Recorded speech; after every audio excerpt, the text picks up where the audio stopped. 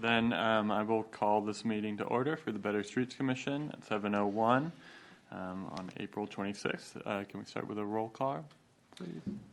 Yes.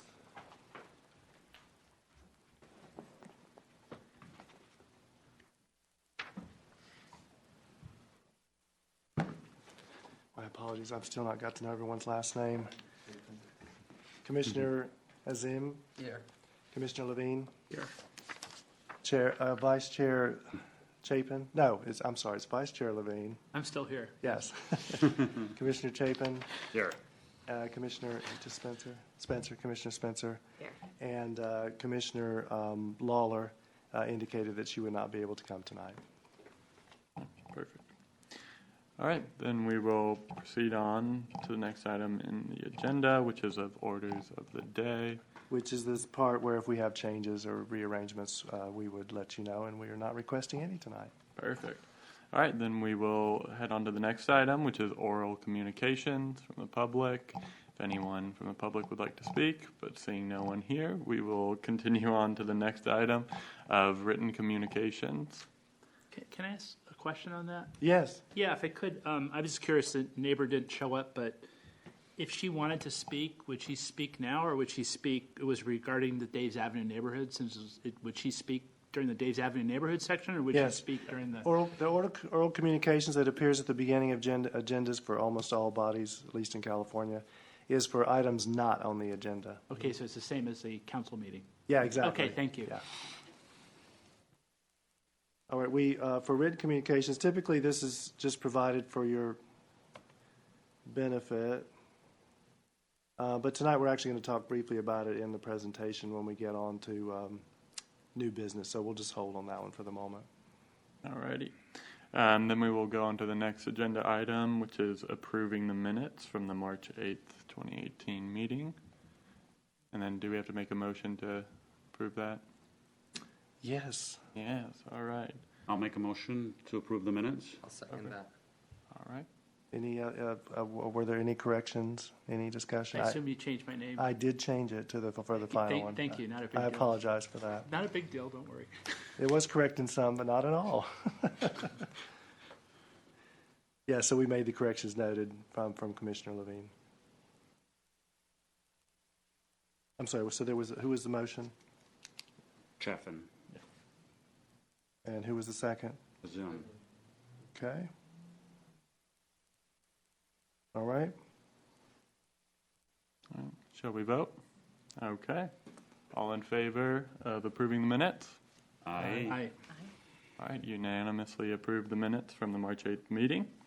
Now we'll go on to unfinished business. Seeing none, we will continue on to new business, of which the first item is the Dave's Avenue Elementary School, discussion of potential bicycle, pedestrian, and vehicular traffic safety improvements related to Dave's Avenue Elementary School. Over the two written communications first. Right, so as we said, we're just going to quickly go over the two written communications as part of the presentation here first. Perfect.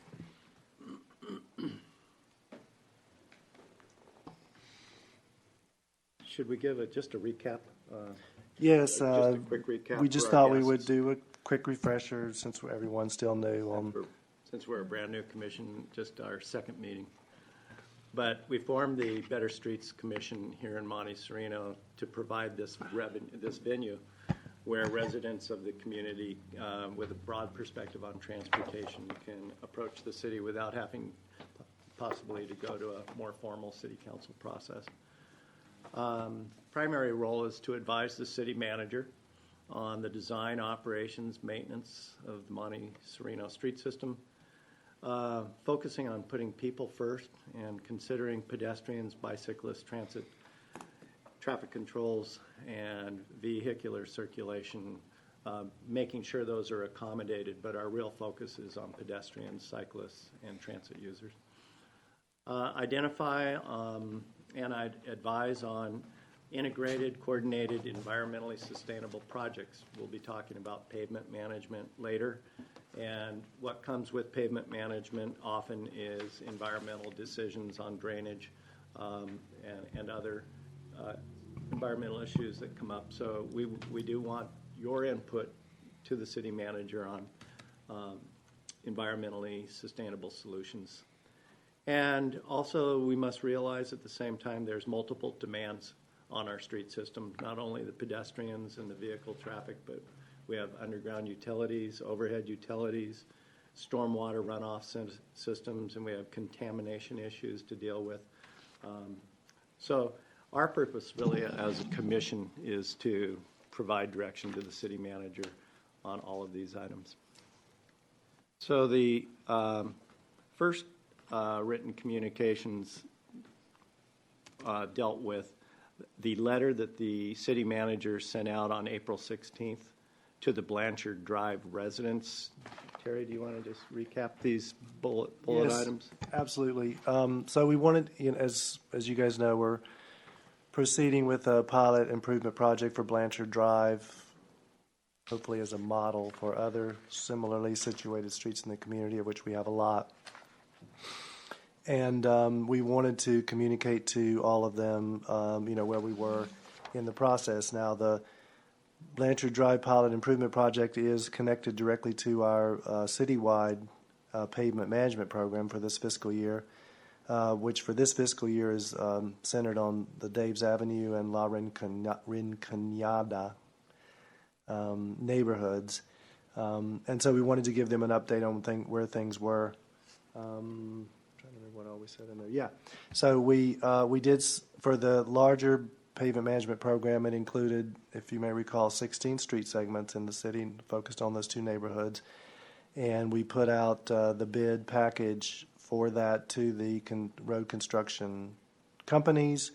And we actually received all bids on April 16th, I believe it is. Yes, April 16th. And much to my extreme happiness, we received 5 bids, which we were a little concerned because we've never done anything like that before. So we did receive 5. The upshot was Blanchard was added as a separate, what's called an add-on, because we wanted to keep them separate but still be bid at the same time.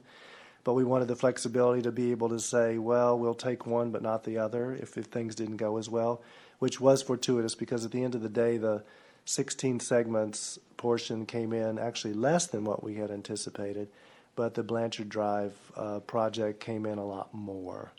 So what we're ending up doing is we are going to City Council next Tuesday with awarding the contract for the 16 segments of the pavement management program, and we will be resending out the bid package for Blanchard Drive probably on Monday. And what we did some value engineering to try to reduce some of the components and aspects of the package. So we're hoping that, and we're going to use a smaller 3-week window, so we're hoping that when it comes back with bids, it will be less than what they were initially. And this is fairly important because we're having a discussion tonight with you guys as well as with the council next week with the budget about doing additional Blanchard-like streets. So if the bids are coming in, really high, it's a little harder for us as staff to argue, well, we should do 1 or 2 a year because we may or may not be able to afford that. But hopefully it will come in lower and we can still make the case that we should be doing 1 or 2 per year. I think I got all of it, didn't I? Right. Yeah. May I ask a question on Yes, that? of course. So what you put out for bids, was that the 800,000 to 900,000 that you estimated for fiscal year 1? Yes, and it turned out to be quite a bit less, so we were really excited about that. And is the reason Blanchard was more than expected because of the gutters and curb aspect? Actually, Jim can speak to it a little bit more. I can. He explained to me sometimes it's a bit of gaming. There were 5 bidders, as Terry indicated, and the 16 street segments were referred to as the base bid. Every contractor had to bid that as a separate item. The add alternate was Blanchard, and that's a revocable item at the city's discretion. We can accept it or not accept it. As it turned out, the low bidder on the base project was actually one of the higher bidders on the alternate, Blanchard. Therefore, we have built in some time in this fiscal year to consider rebidding Blanchard as an individual, independent project in the next 3 weeks. And our hopes are then that we can attract a good pool of bidders for that as an individual standalone project and come in with lower bids. If that were to fail, I presume we could accept the ad alternate into the base bid. And We could, with the way, and this is all new to me, I learned all kinds of new stuff. Unfortunately, you can't pick and choose. So with the other 5, while some of them were lower, if you pick the person who wants the 16, who was the lowest, you have to go with their Blanchard. So that was something new I didn't know. So unfortunately, if the new rebidding that starts next week, 3 weeks later comes in and there's none better, we could go back to the originals, but we would have to go with the higher amount. Now, the conversation with the city council will probably be, if it happens to turn out like that, will be something along the lines of, in the end, the 16th Street segments was lower. So when you add that lower to the higher Blanchard, it's really within the realm of what we budgeted originally. But it just doesn't, help the argument. Let's do 1 or 2 a year from now on because it was so high. So it starts a precedent. So I don't want that to color your thoughts tonight when we get to that section about options for expanding the scope of the pavement management program and funding, but it's just something to keep in mind. Yes?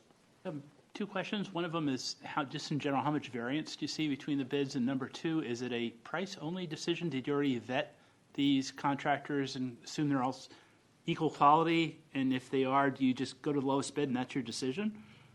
On an infrastructure project like this, they've all been vetted. They've all have to meet their bonding requirements, insurance requirements. We look at their past track record in terms of delivering quality projects. We're aware of some of these contractors doing work right in this community.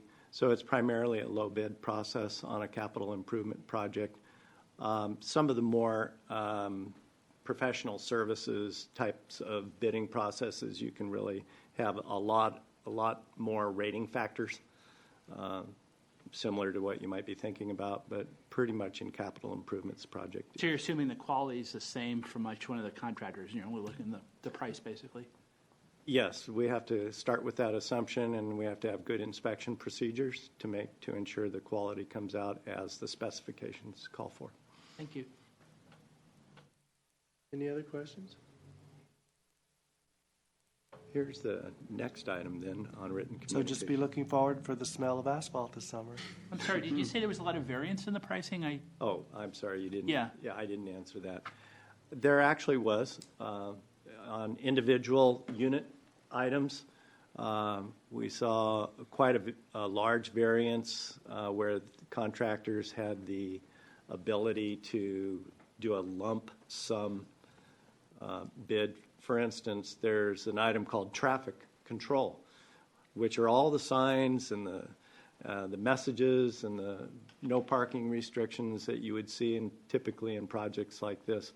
One contractor bid about 8 times higher than another contractor for traffic control. Overall, the bids were about $800,000 to $900,000 total on the low end, and about $1.1 million, as I recall, on the high end. So about a $200,000 difference. But the Blanchard Drive project did show the widest variation. Thank you. So keep your fingers crossed for us. Anything else? All right. I'll let you talk about the other one. Okay. And it was actually at our last meeting, I think, Commissioner Chafin, you brought up the countywide bicycle master plan and the quickly approaching deadline for comments. So the city manager and I and our planning staff, we reviewed the plan in its entirety. We prepared our written comments to Lauren Ledbetter at VTA, senior planner. And we shared those with you via, I guess, email, and you were copied on the correspondence through your email addresses. What we focused in our comments back to VTA is that, yeah, Monte Sereno is a small city, but we are a big supporter of the broader, larger picture of safe bicycle and pedestrian travel in our city and neighboring towns and cities, as well as the entire region.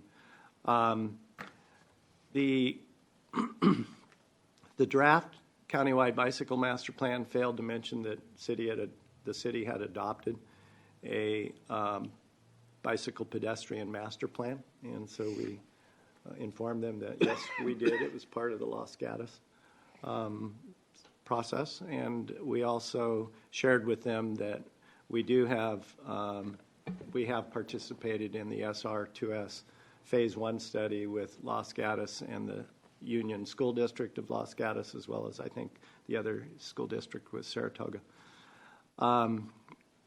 So neither one of those points were brought out very clearly in the report, in the draft plan. We identified our priority streets for bicycle improvements. A lot of it was based upon feedback you gave us at the last meeting. But our priority streets were Winchester, Highway 9, and Dave's Avenue. We noted that the study included no data on bicycle counts in our city on Highway 9 or on Winchester, and I didn't see any data counts for Los Gatos either. So we requested on the next go-around, please get some data on these important corridors. And also consistent with your direction at the last meeting, we included that safer crossing points are really needed on Winchester Boulevard. We focused on the Vineland area, and we talked about mid-block crossings as well as intersection crossings. And any planning process that was to be undertaken on the Winchester corridor needs to include input from our city and community on the needs for safer crossings. And finally, we supported more intersection lighting along some of the dark parts of Highway 9. And the report talked about adding mile markers on Highway 9 so that cyclists would know how many miles they've covered in a certain amount of time. And we supported that because it's a very popular recreational bicycle route in the summer, warm season months. So that's a summary of our letter, and you've all received the letter. Any questions on that? All right. With that, we'll hit the big show. So tonight we are here to start a conversation about Dave's Avenue Elementary School. And to that end, we've invited two extremely special guests.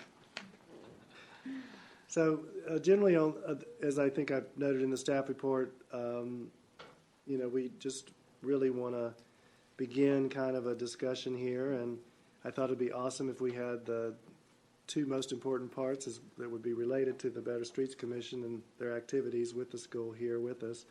We could really get kind of a robust discussion going, and the idea ultimately being, just want to make sure we can follow along here. Yeah, the idea ultimately being that through you guys. You make up some, recommendations on things that we should focus in on. I mean, there could be a whole lot of things, which we can't all get to all at once, but if we could, kind of come to some consensus on, these are the most important things, and this is what we'd really like you to be working on, Terry, that would be awesome. Of course, with the support and of the school itself and the related officials from the school district, we could really get something going, and we hope to make some changes, improvements, and just overall make Monte Sereno even more awesome than it already is. So why don't you guys introduce yourself? Maybe everyone doesn't know you. Okay. My name is Iqbal Chada. I'm the principal at Dave's Avenue School. And I'm Karen Briones. I'm the Safe Routes to School coordinator for the Los Gatos Union School District, and I run the Los Gatos Monte Sereno Safe Routes to School, a nonprofit that supports our efforts here in the community and the schools.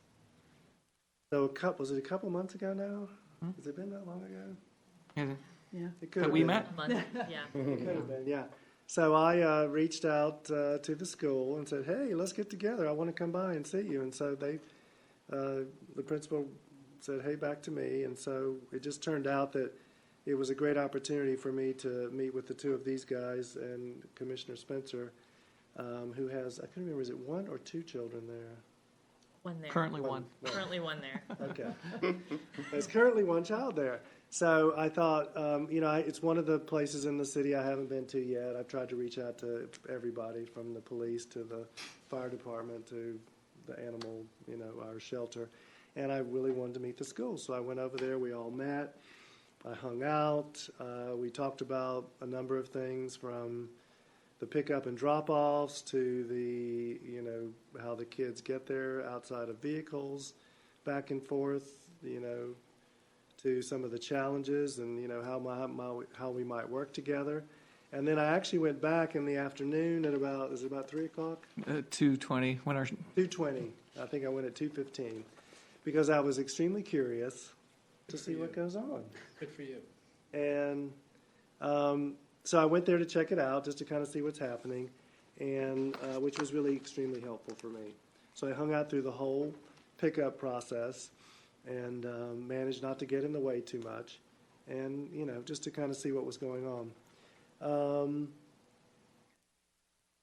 The other bullets are just listing of the attachments Yeah. that are in your packet. And so part of it was once I got, I think, I don't know, someone gave me a copy of the Safe Routes to School or alerted me to it. I think it was one of the commissioners, wasn't it?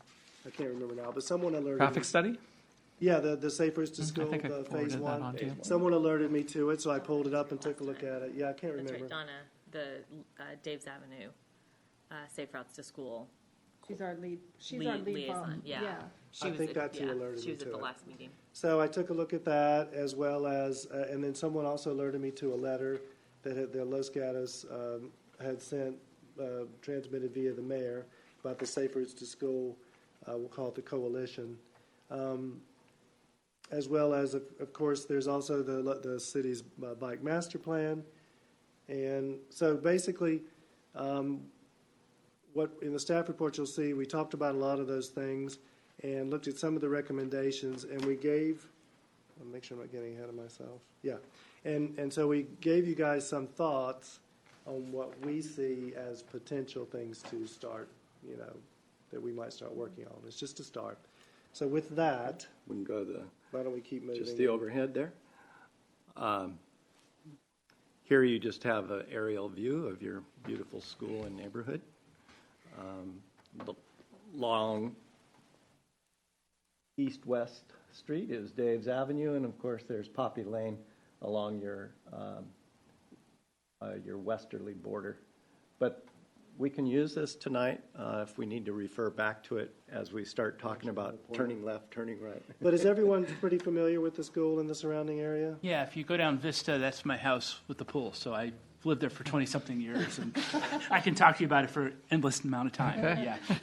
I would like to say I'm in the part of Monte Sereno that's the Saratoga Union School District, so I'm not nearly as Not familiar nearly as with it. familiar. Okay. But don't spend extra time getting me up to speed since Okay. we have a lot of expertise.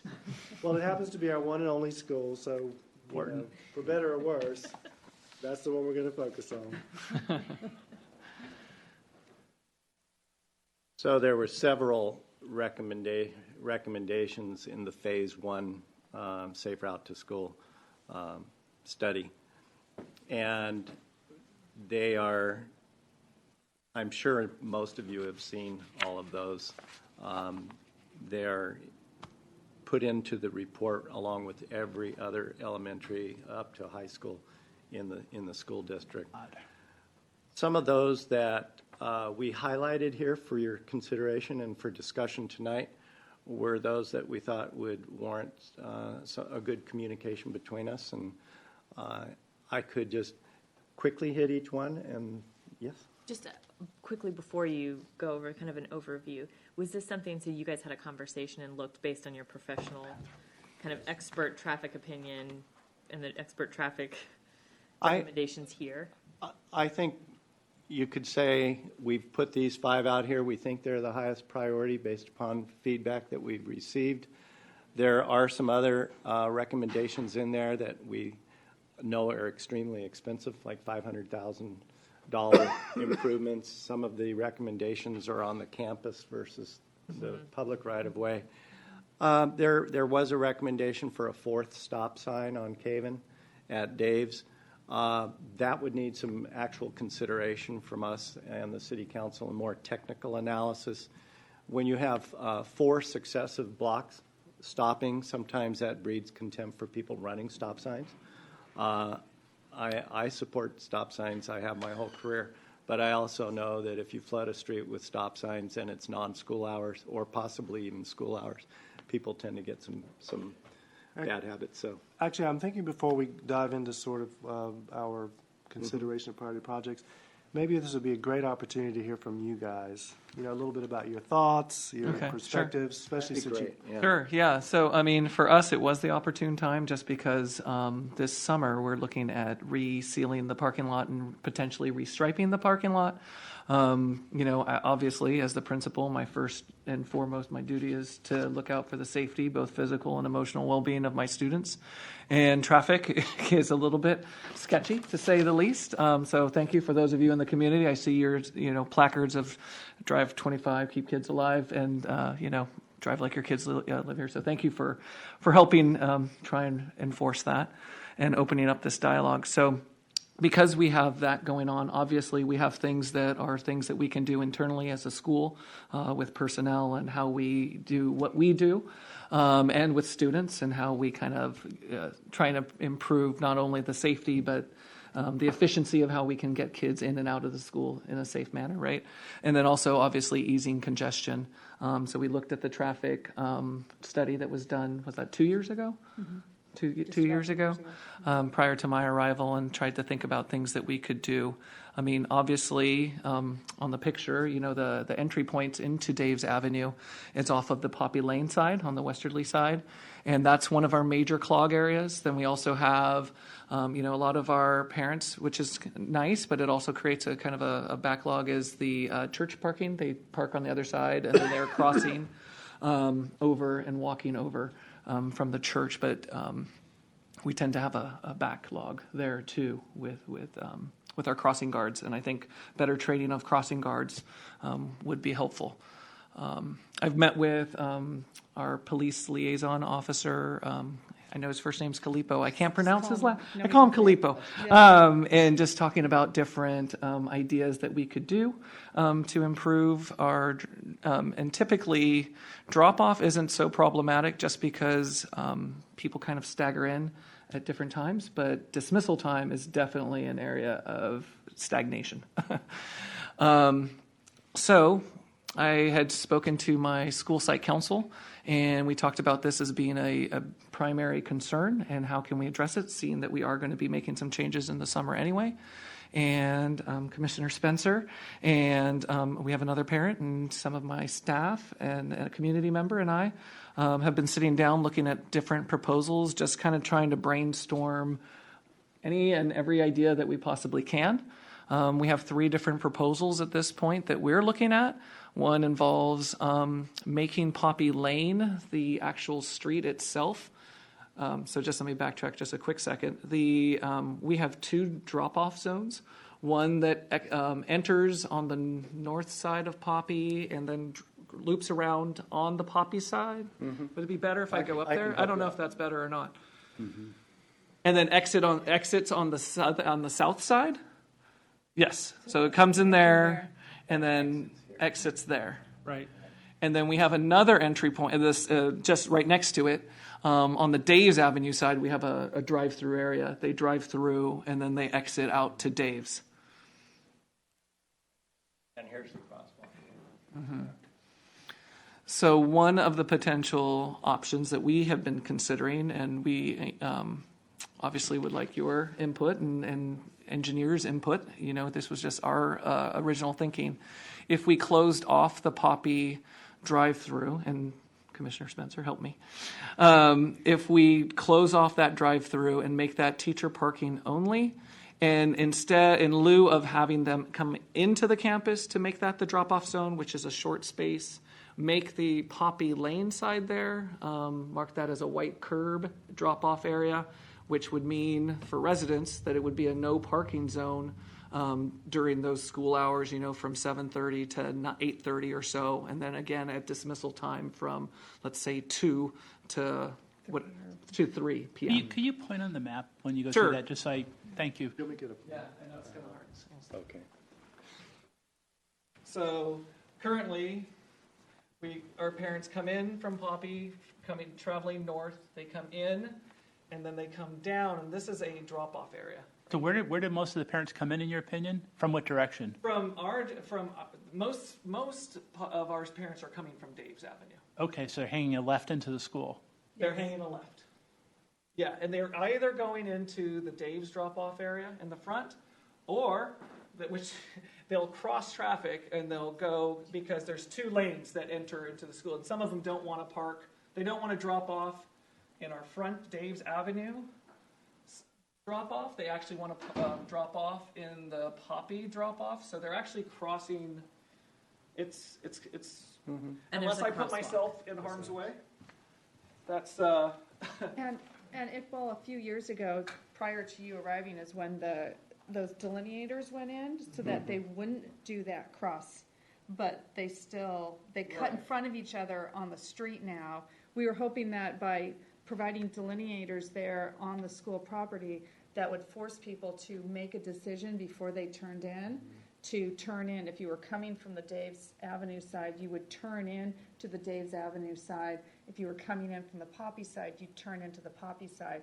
But parents have other things, other plans going, wouldn't you say? I would say so. I would say so. Things in Don't always make the best choice when we're in the hustle. Yeah, to put things in perspective, when I moved in 20 years ago, there were no sidewalks on Poppy between Vista and Poppy. I was one of the advocates of it because I got tired of watching people almost gotten killed. And there was also parking along Poppy between Vista and Dave's Avenue School. So believe it or not, it's gotten a lot better, but it's gone a long ways to go. But we improved it an amazing amount with that sidewalk. That's extremely helpful. And it was controversial when it went in, by the way. It's like, why do we want to put a sidewalk in this rural city? But who cares? It's the kids, right? Safety of kids should be first. I would agree with you. I tend to be a little bit biased. Anywho, the delineators, though, unless I have the officer liaison who comes out, and when he does come out, miraculously, people tend to behave themselves. The unfortunate part is he's not available all the time.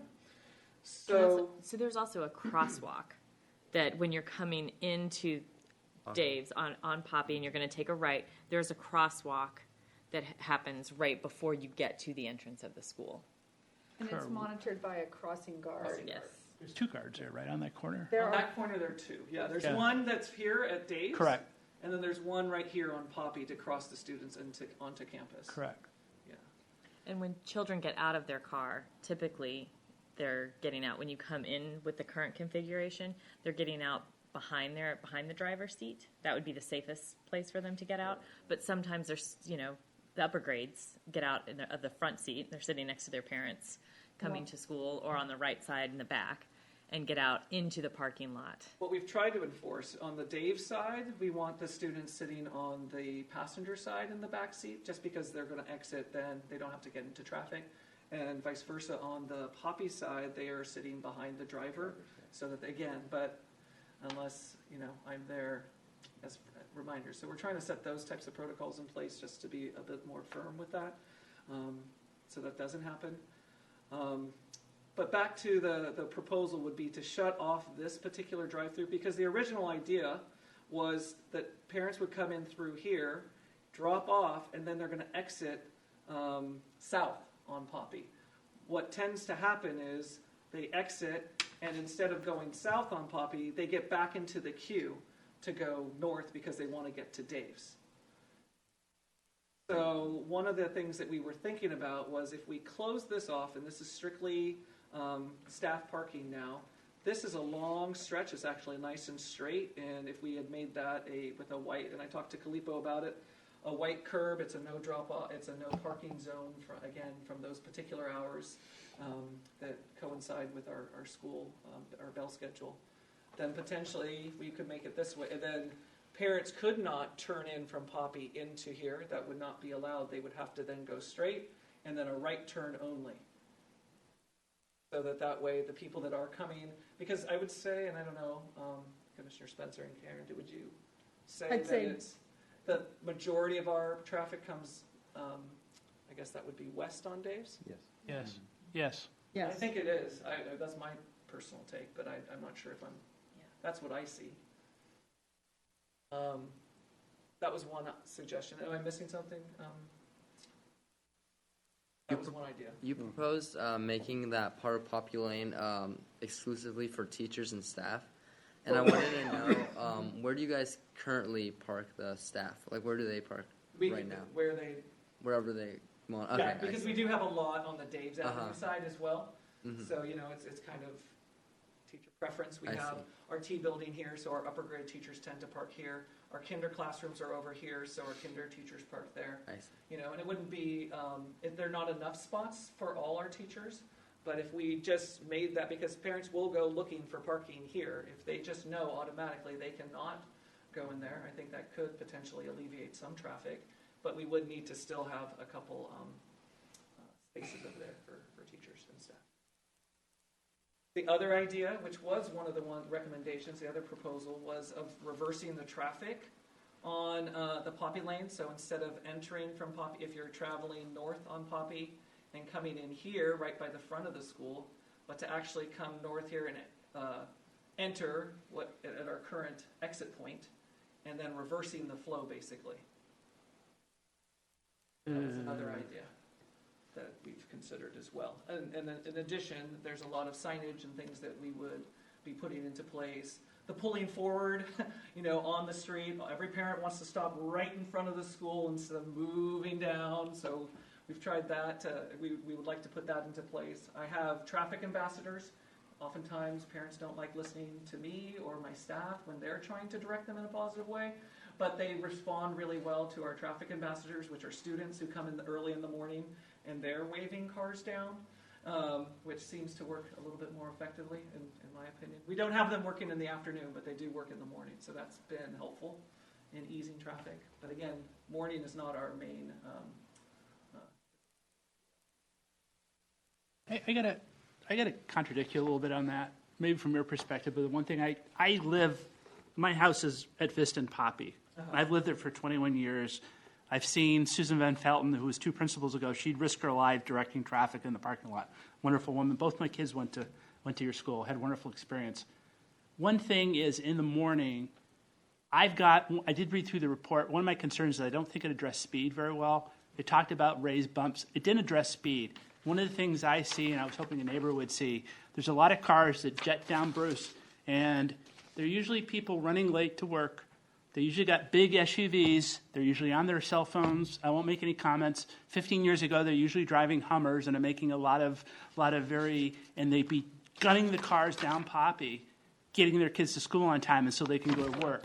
So even though most of the volume, and that is more of a neighborhoody environment, I'm biased because I live there versus bringing the people in at Dave's, there is a speed issue there. I was hoping my neighbor would show up. I spent a lot of time yelling at people. I've had cars stop that pick a fight with me, but I don't really care. I really take it seriously. When I've been watching these wonderful little kids walk to school for 20 years. They used to be mine, and the cars really gun down Poppy at a high speed. Now they forget. And Linda, who was going to come, had an argument. I mean, we've almost gotten to fisticuffs with some of the parents. They think they're all exceptional. Your comment, I believe speed humps are an issue on Poppy and our Vista.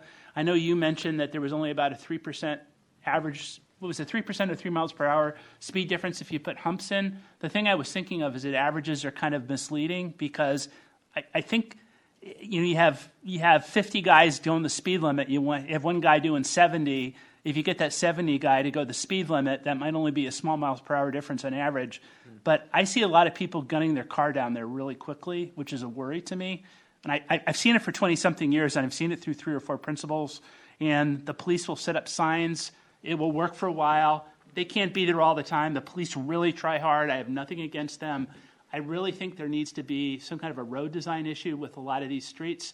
I don't think the study really, they addressed it a little bit with higher crosswalks, which I really like, but I think that's something that really needs to be looked at seriously, because I just don't, the police aren't going to be able to be there all the time, and I really think you need to design the streets to be that way.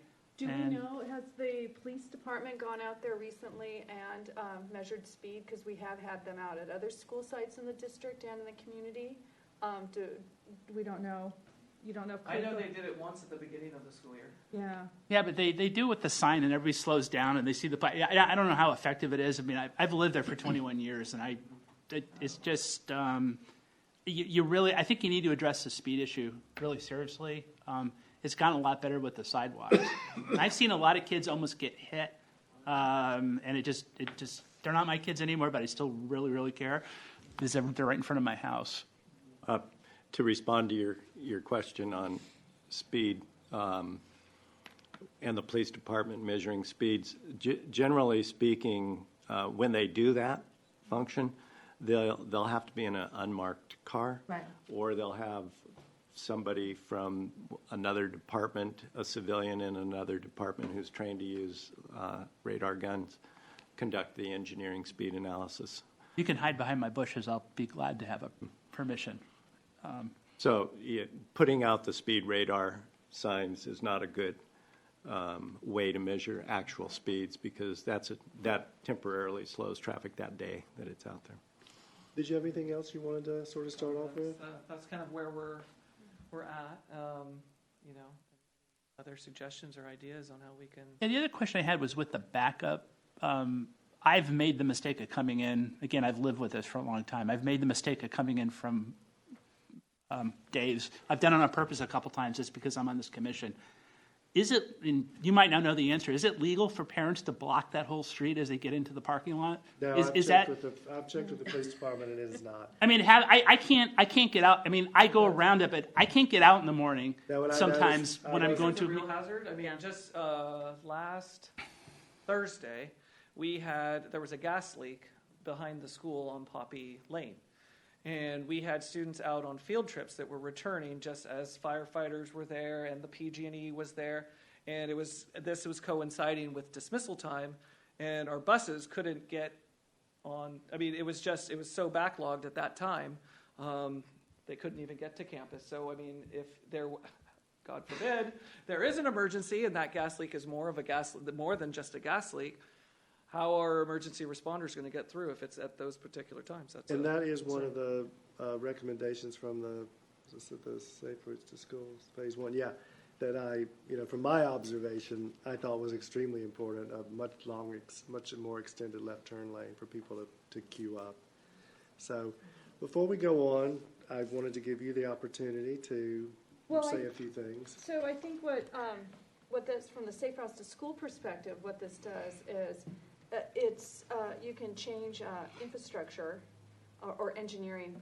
With Safe Routes to School, if you're not familiar with it, we work within what are called the 3 E's: education, enforcement, engineering, which is your infrastructure; encouragement, or what I call engagement. I want people to become engaged in the process; evaluation, where we count bikes and evaluate traffic flow; and then we also work with equity to make sure that our programs are equally accessible to all students. We have students, not particularly at Dave's, but at other schools in our other school sites in our district. We have students who have limited mobility. We have a thriving special ed program over at Fisher Middle School. So there are special, unique things. So we work within those 3 E's. When I took a look at this the other day, again, to kind of refresh my memory, this brings to point is engaging all of you also in the, not just the engineering aspect, but also help, and we can reach out to the police department for the enforcement, but the education piece is critical. Teaching and informing parents and drivers to mindfully drive, to work on rules of the road. It's an ongoing issue. Every year we have a new group of 12-year-olds, I like to say, who are attending Fisher Middle School, and every year we have to go out and give them the same lessons, but I also feel that every year we have a new set of parents attending schools, and they need those. So I think this is a tremendous opportunity for us to integrate changes that the school sees and to work together to provide an education effort to support these changes. I think education is really good, but maybe I'm too cynical. I think the system has to be designed to facilitate it. I've seen it for 21 years, and again, the parents come and go and the cars come and go, but a lot of people think they're privileged. Everybody's the exception. It's always for the other person. I have a 300,000. I mean, I have 2 Maseratis that go by my house in the morning. To convince a Maserati that they have to drive the speed limit, it's kind of tough. I really think education is great, but I really feel strongly that the actual road system has to be designed to facilitate it. Well, I I feel think it really, all- I don't know what the answer is particularly, but I really believe that. I do think that they all have to work in concert with each other. You can we've changed school site traffic flows, and without wrapping some education or information around it, we don't get very far. There are programs out there, and Safe Routes to School is beginning to explore they're bicycle ed programs they're aimed at drivers to teach them how to share the road with bicyclists. We'd like to see them also share the road with pedestrians. So we're just beginning that process to take a look at that. We also encourage our parents to sign what's called a driver contract, and we're kind of slowly rolling that out to our different school sites. And it's not a binding contract. I'm not going to hunt you down, and neither's Calipo. But it's a pledge to be mindful. And we find that parents that do make that pledge tend to kind of pause a little bit as they're heading around. And community members can sign those pledges. You don't have to have kids at Dave's Avenue. My youngest is now a high school senior, so we are moving on. But I made all my children, even if they don't live in the area right now, still sign a driver pledge just because I think it's an important aspect to remind them. So I think if we can work together on coming together, the infrastructure side, redesigning the traffic drive-through, and then wrapping the education component around it and encouraging the kids to walk and bike. Get fewer cars on campus. That was That what would we were be just even about to better. say. That was just, Yeah. that's something that I was Encouraging going to, carpooling as much as. yes, and that was just something I was cars going to off. mention as well as, and it's talked about a bit in the staff report, from my perspective as a planner, not just a city manager, there was a time, those of us who are older, for example, my parents never took me to school, almost never. And now it's really almost the exception. So I think that in addition to, engineering in terms of, trying to slow vehicles and make it safer, that an approach should also be to do as much as possible to get the kids out of the cars to begin with. Mm-hmm. So with that, I thought maybe what we'll do is, do you want to just go through, sort of where we threw our hat in the ring of thought of things that we were thinking that would be useful? Yeah, absolutely. And a lot of this was based on Jim, who, as you met before, is an expert in this area. And so with that, I was just going to... Could just add, could you make sure that you cover I was really interested in the use of the sidewalks relative to the bicycles. On Poppy? They're, just in general, I know there was some reference to it, and the mix between the walkers and the bicycles and the laws and stuff, that was of interest to me, if you could. Sure. Thanks. Yeah, and I agree wholeheartedly. It has to be a balanced approach with the 3 E's or 6 E's that you mentioned. And my career at the city of San Jose, a good part of that career was designed around our school safety programs, bicycle rodeos, walk and roll programs, and driver's awareness and training. It's a tough thing to do, but it has to be done every year because you have a whole new set of kids and parents, and it helps the engineering projects work that much better. So tonight, all we did for your item tonight was we just listed some of the project ideas that were written down in the report. We did not do a thorough analysis of education and encouragement, but I will say that the city manager has invited Jane Shin from VTA here to speak at your next meeting, and she's going to, she is responsible for all Measure B programs, including education and encouragement, and the amount of money that will be coming to Monte Sereno schools and city, and how we'll be able to use those funds. So that's at our next meeting. One of the recommendations that we thought made a lot of sense, and it seems to coincide with what we're hearing, is to look at a left turn pocket for westbound Dave's, so that cars turning left onto Poppy Lane have a protected 10-foot lane in the middle of the street, which is a left turn only lane, and those that want to go through toward Highway 9 will have their own separate lane to go through. and not be merged in with the left turners. This seems to make a lot of sense during school hours when there's congestion. It does not seem to have any impact on parking or bicycle safety on either side of the roadway because there's adequate shoulder width.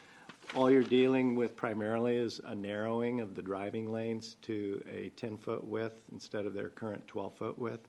And 10 foot's perfectly acceptable in a residential setting. You know what I'm thinking? Maybe we should just go through these one at a time, and because again, I would like to get some kind of consensus if Yeah, people I'll think do that that. this is a good idea, including the input from this corner as well. So why don't we do that? I mean, my observation when I was there that day was exactly what you were talking about, and I think I even said to you, if there was an emergency, no one can get by. What's going on here? You're right.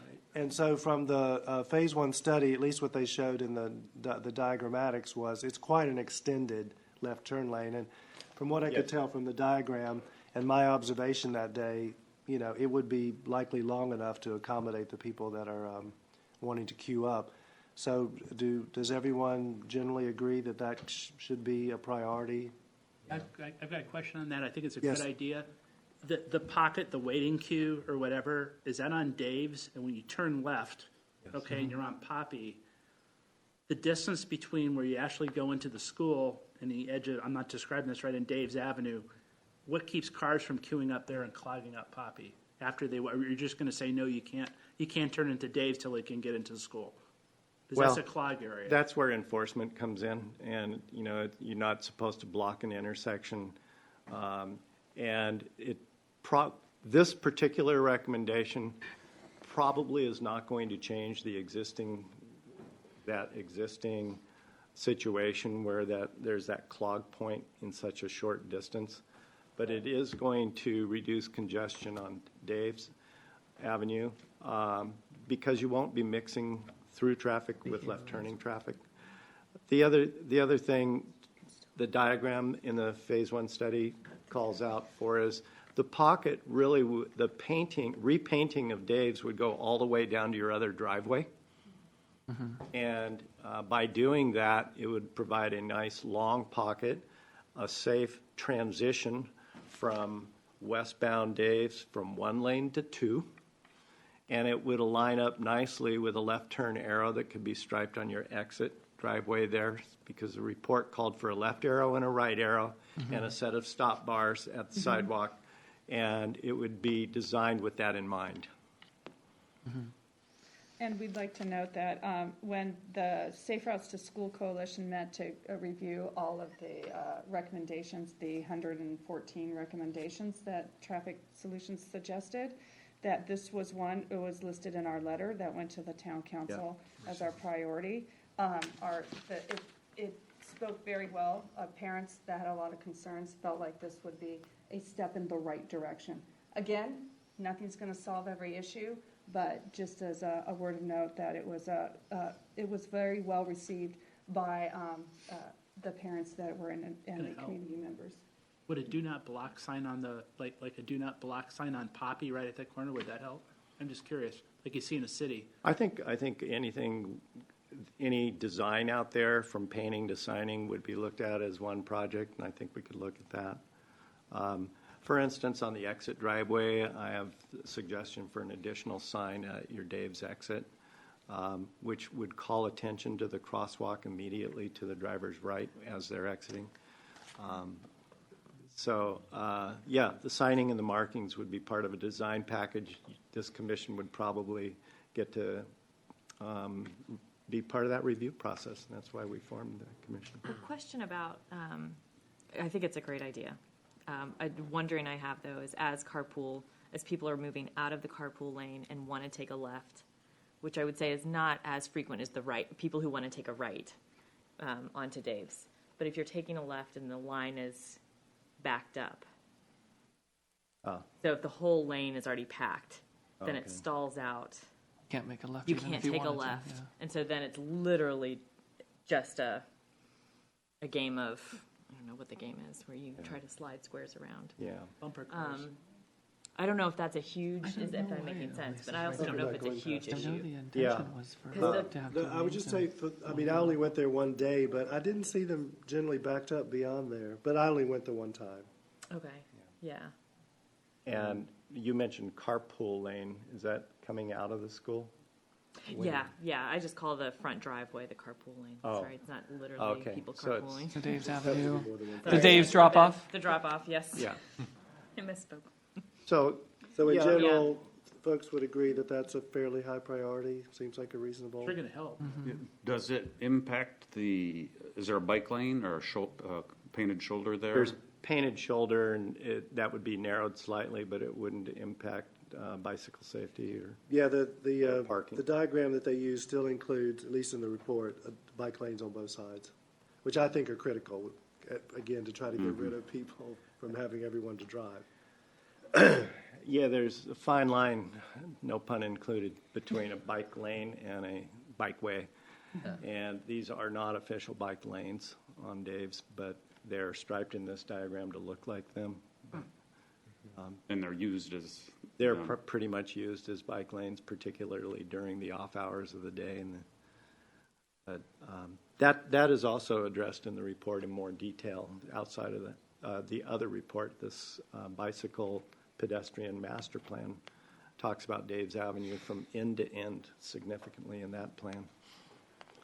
Shall I go to the next one? Okay? Are crosswalks currently just painted, marked on the ground, or how are people going to know in the large mass of things when kids aren't crossing the street that there's a crosswalk? Obviously, it's kind of obvious where there is one because usually there's like yellow stripe lines on the ground, but I think maybe implementing a flashing sign that kind of That's is the next bulky item, and actually. Good lead-in. Yeah, something that's a in good the lead-in. way. Yeah. something like kind of pops up into their eyes. Like, oh, this is like a whole thing. You know, people will become more aware of it. And that's one of the items. Yeah. So the next item we were going to talk about was we would tend to support the concept of the left and the right arrows on the driveway exiting onto Dave's Avenue. And there's more to that recommendation than just the arrows. There,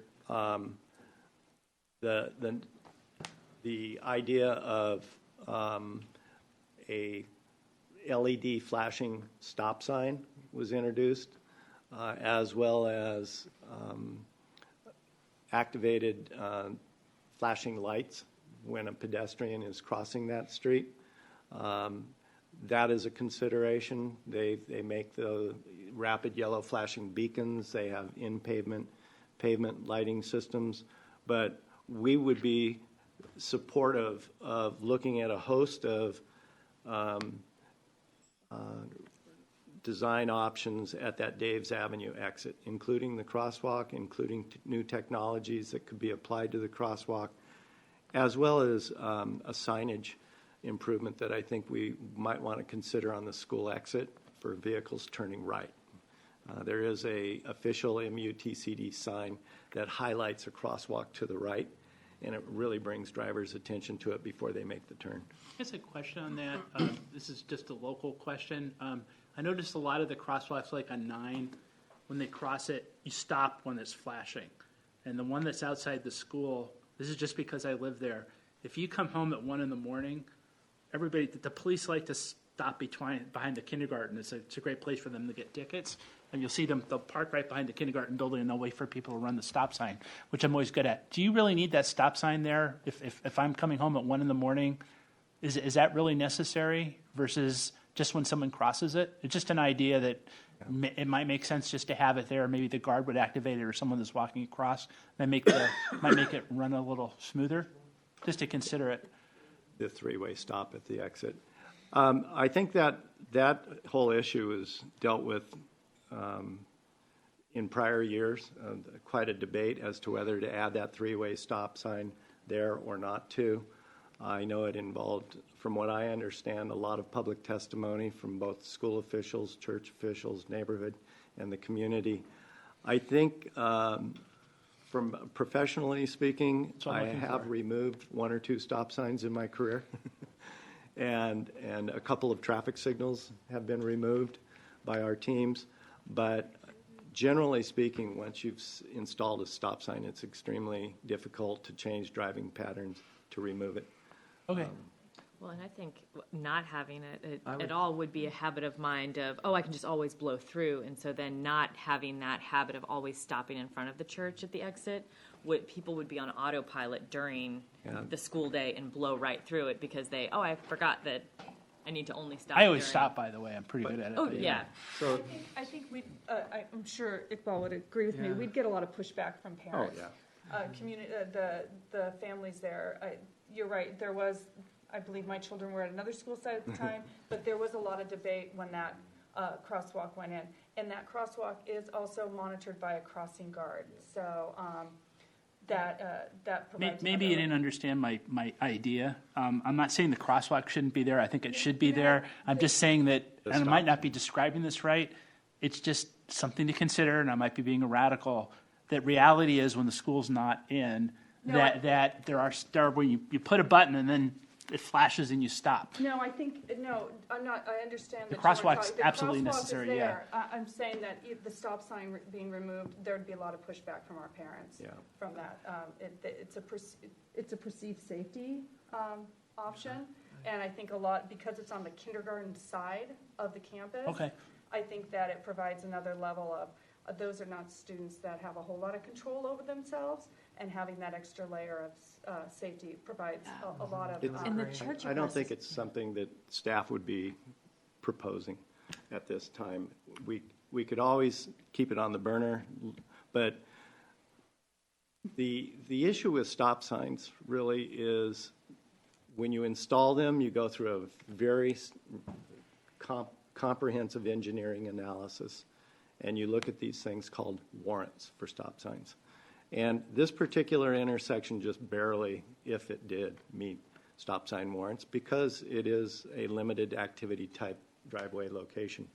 And it is a 24/7, 365 street, as you're indicating. So when you do have stop signs that the community has supported and the police department has supported, as have the schools, it's really important, as a couple of you said tonight, to really add some emphasis to drivers' awareness not to run the stop sign. And that's where our focus would be, as to what kind of technologies or physical height or width adjustments could be made there that keep people from running the stop sign. So I think this is in discussion with the school and teachers who were attending some of the meetings about the traffic.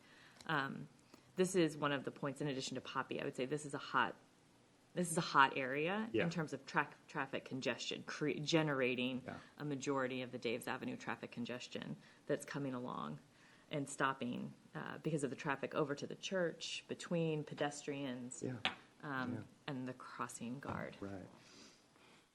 Okay. I have a quick general question. So do the neighbors, do the people living, do the residents around the school have a say in what new infrastructure or like sign alterations are occurring? Do they have a say in like what's going on? Yes. Okay. Yes, absolutely. Part of the reason we formed this commission is to reach out to the community, which is why we kind of revisited what our purpose is here. Mm-hmm. So if there's a major change to a roadway or an intersection, it goes through a good community vetting process. Oh, I see. We're vocal. Mm-hmm.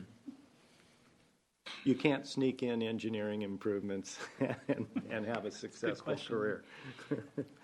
Just to clarify, you're giving just the line item from the recommendation as kind of, this is one of the big, your second recommendation would be that bullet point from the overall. Okay. Correct. Got it. Yeah, I got a related question, if I could. We have the school represented here, but there is also a wonderful church across the street with a lady whose name, she's been there since my little girl was in kindergarten, Ashley went there. Have we consulted with the daycare center at the church at all on some? I mean, I'm sure your opinion's really great, but there's a lot of kids moving across that with the ladies out there, and I think she's been doing it for 20 years, so she she probably has more experience than anybody else anywhere, and it might be worth. I haven't as of yet. It might be worth checking with the daycare center at the church just to see what her opinion is, because she's lived with it for quite a while. Good point. Since my little girl was in kindergarten, she's now 26. Okay. So do you think there's a general consensus on the left and right, making delineated left and right exits? Okay.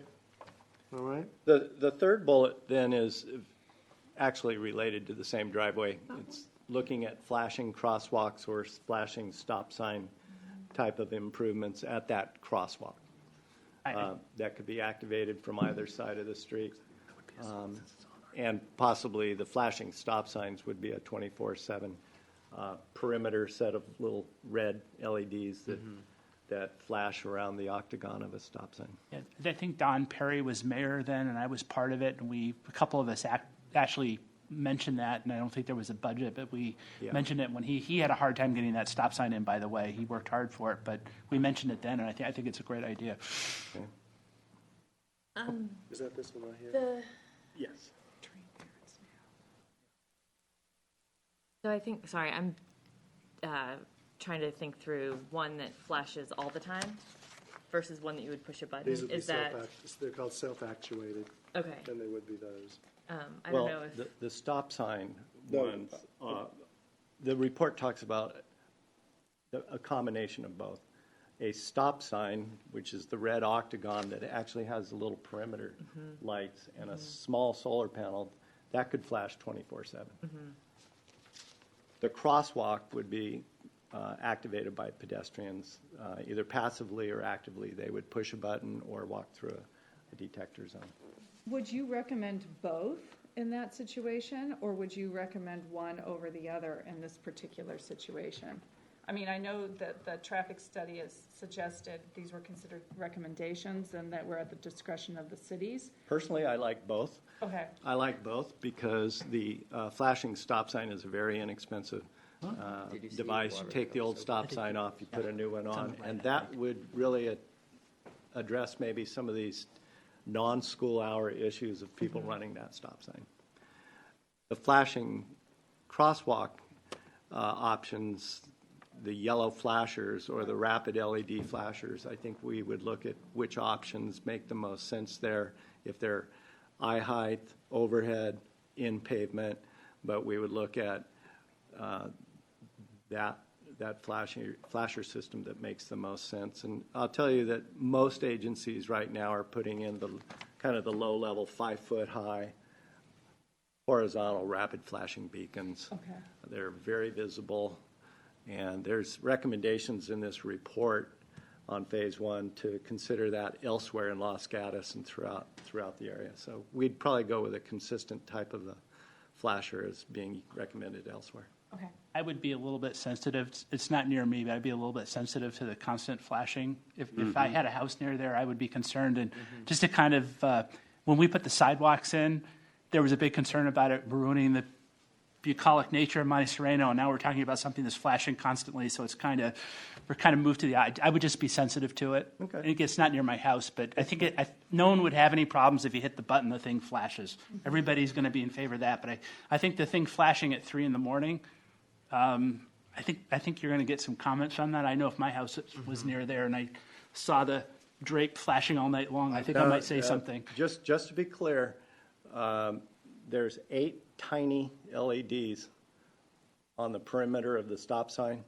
Right. They do not emit outward lighting. They are a point of light that they don't shine. They don't really light up anything except the driver's awareness of this shape. To just be, We will. just think about it. I think it might, maybe it's fine.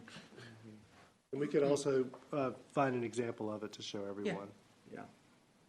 a thought that I have, if it's one where you do push it, would be a lot of human interaction. So a current issue with that spot is that people kind of come and go at different times. There typically aren't large groups, or the crossing guard doesn't hold large groups of people.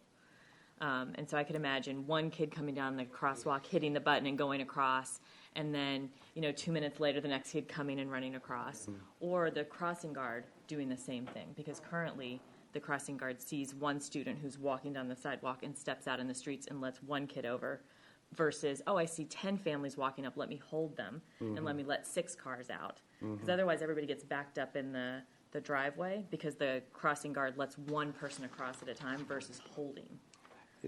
So Good points. if the crossing, and again, it's human education, but Well, that's an excellent point. I would also add, when we think outside of school hours, it is a heavily walked corridor. yeah. And there's after-school events, there's weekend events at the school, and there's not always a crossing guard there. So looking at just the best solution when school's in session and out of session is what we would do, and come back and discuss that with you. Just to add to that, there's major events at the church Yes, during the and the evening, church, and the behind the church. church. It's yeah. they're a key part of the neighborhood, so they Yeah. have to be part of the equation. Sure. Okay. Next item? Yep. Next item, this was an observation that we made in driving the area, in that all of Dave's Avenue has sidewalks from Winchester up to Poppy Lane and beyond Poppy Lane up to Caven, I think, except the one block in front of the school.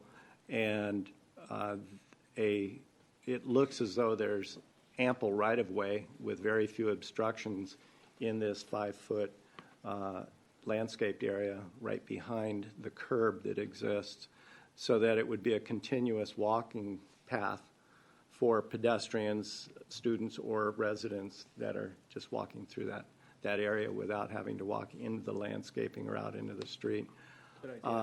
So we thought we'd just introduce that idea to the school tonight and see what your thoughts are. That would be a great addition. I mean, we have a lot of parents who come onto camp. We don't allow dogs on campus, but because there's no sidewalk there, they'll cut through onto campus with their dogs because there is no sidewalk there.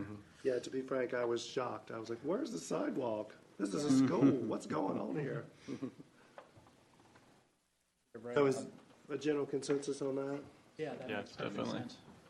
With the sidewalk, I'm sorry, because I've envisioned a sidewalk there too, and wondering where would the pedestrian traffic, would it wrap around to come onto Dave's further? Onto Poppy. I think it exists on Poppy already.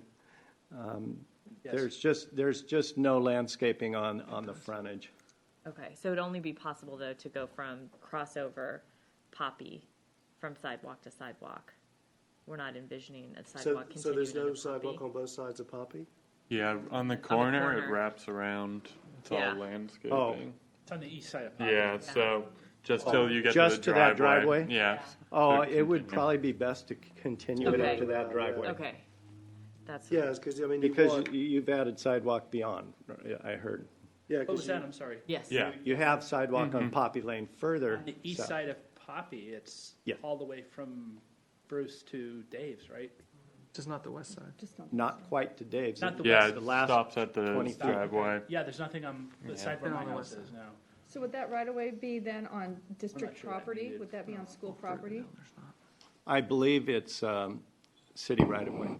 Okay. I am pretty sure, since we did the pavement management program, that the city has a 60-foot right-of-way Okay, all all along Dave's. right. And I'm thinking that something like 44 or 46 feet is curb to curb, so there is some additional right-of-way.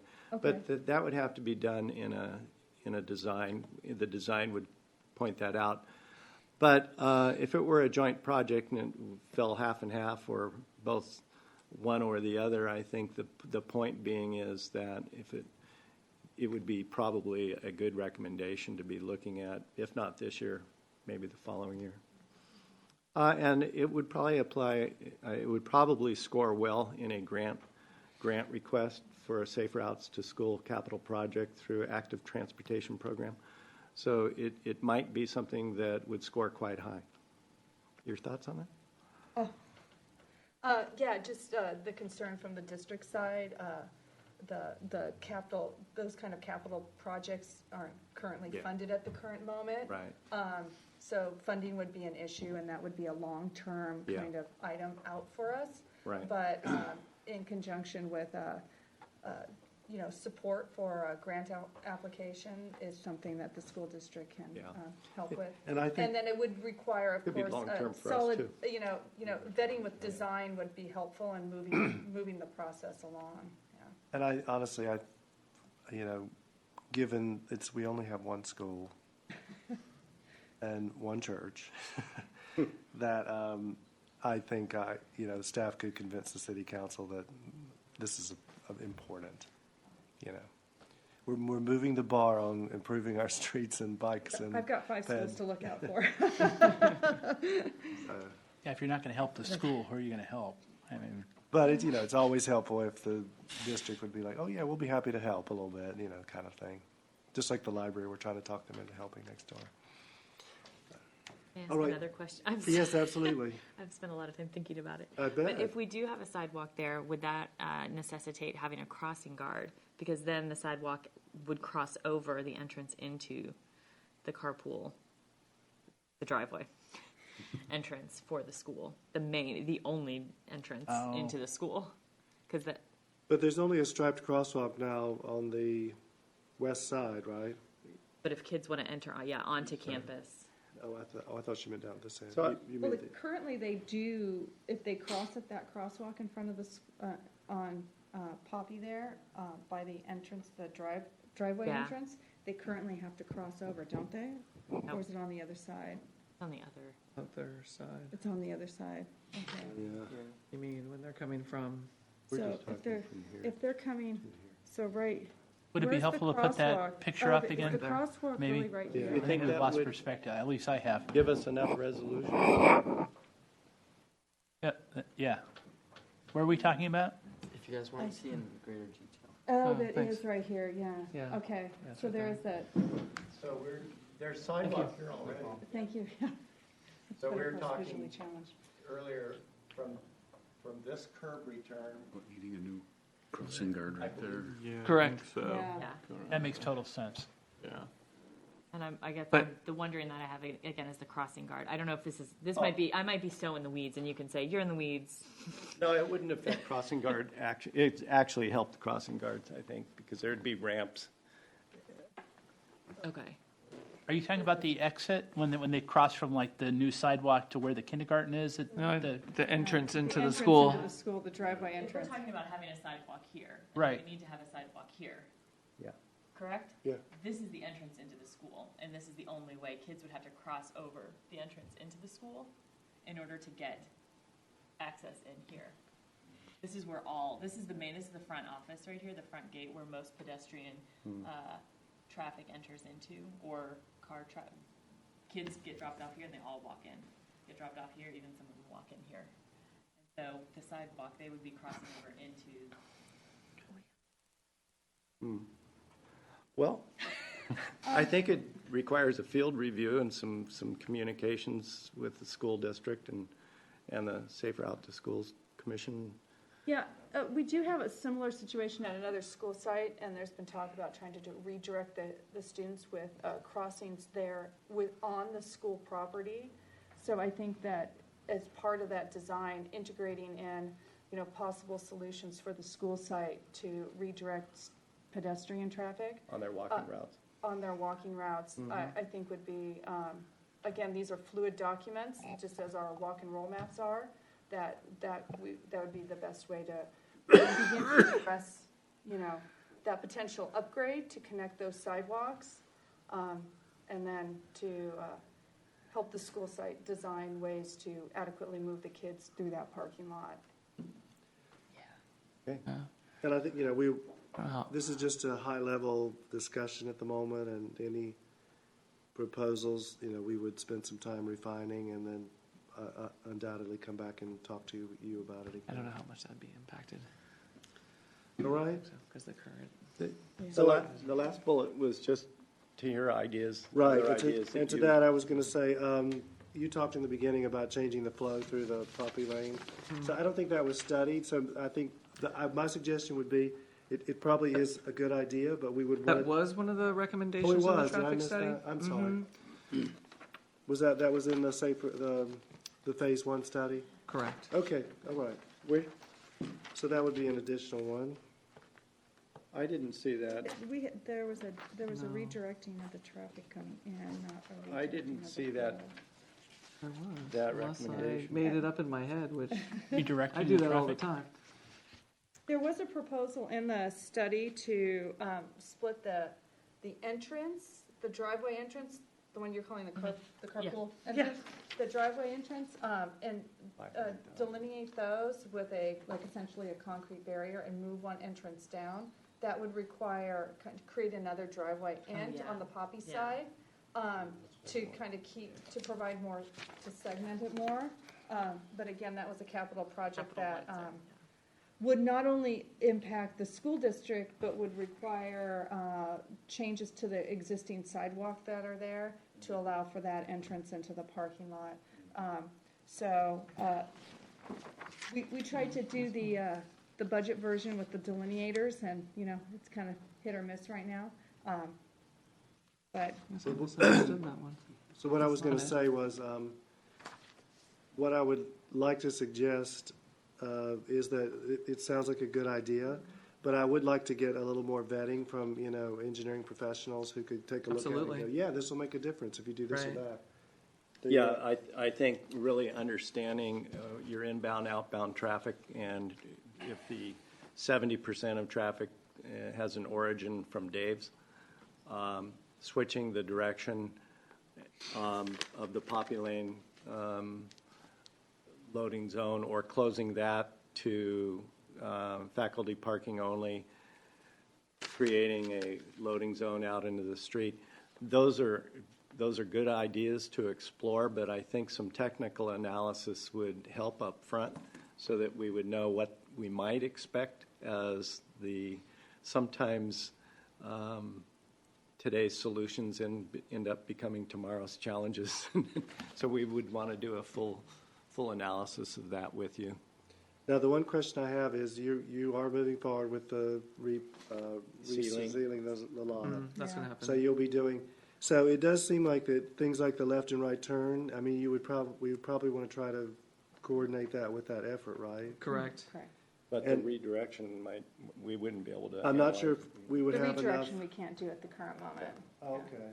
Yeah, because excuse me, I'm not sure we would have enough time between now and when you want to do that work to really So have time currently, to look at. we're fortunate enough, Safe Routes to School is fortunate enough to work with our Director of Operations and Maintenance, Neil Lansing, and he informs us of which schools are going through their regular parking lot maintenance, and comes back to us and says, hey, look, we can change striping. So he's informed us that currently to stay on their maintenance schedule, that they will be going through and that we can submit ideas to change striping, but major reconfiguration, probably, you're right, can't be vetted by that time, nor can funding be secured by July is when we're But slated to this. But the left and right turn arrows there is something we can could do. definitely do.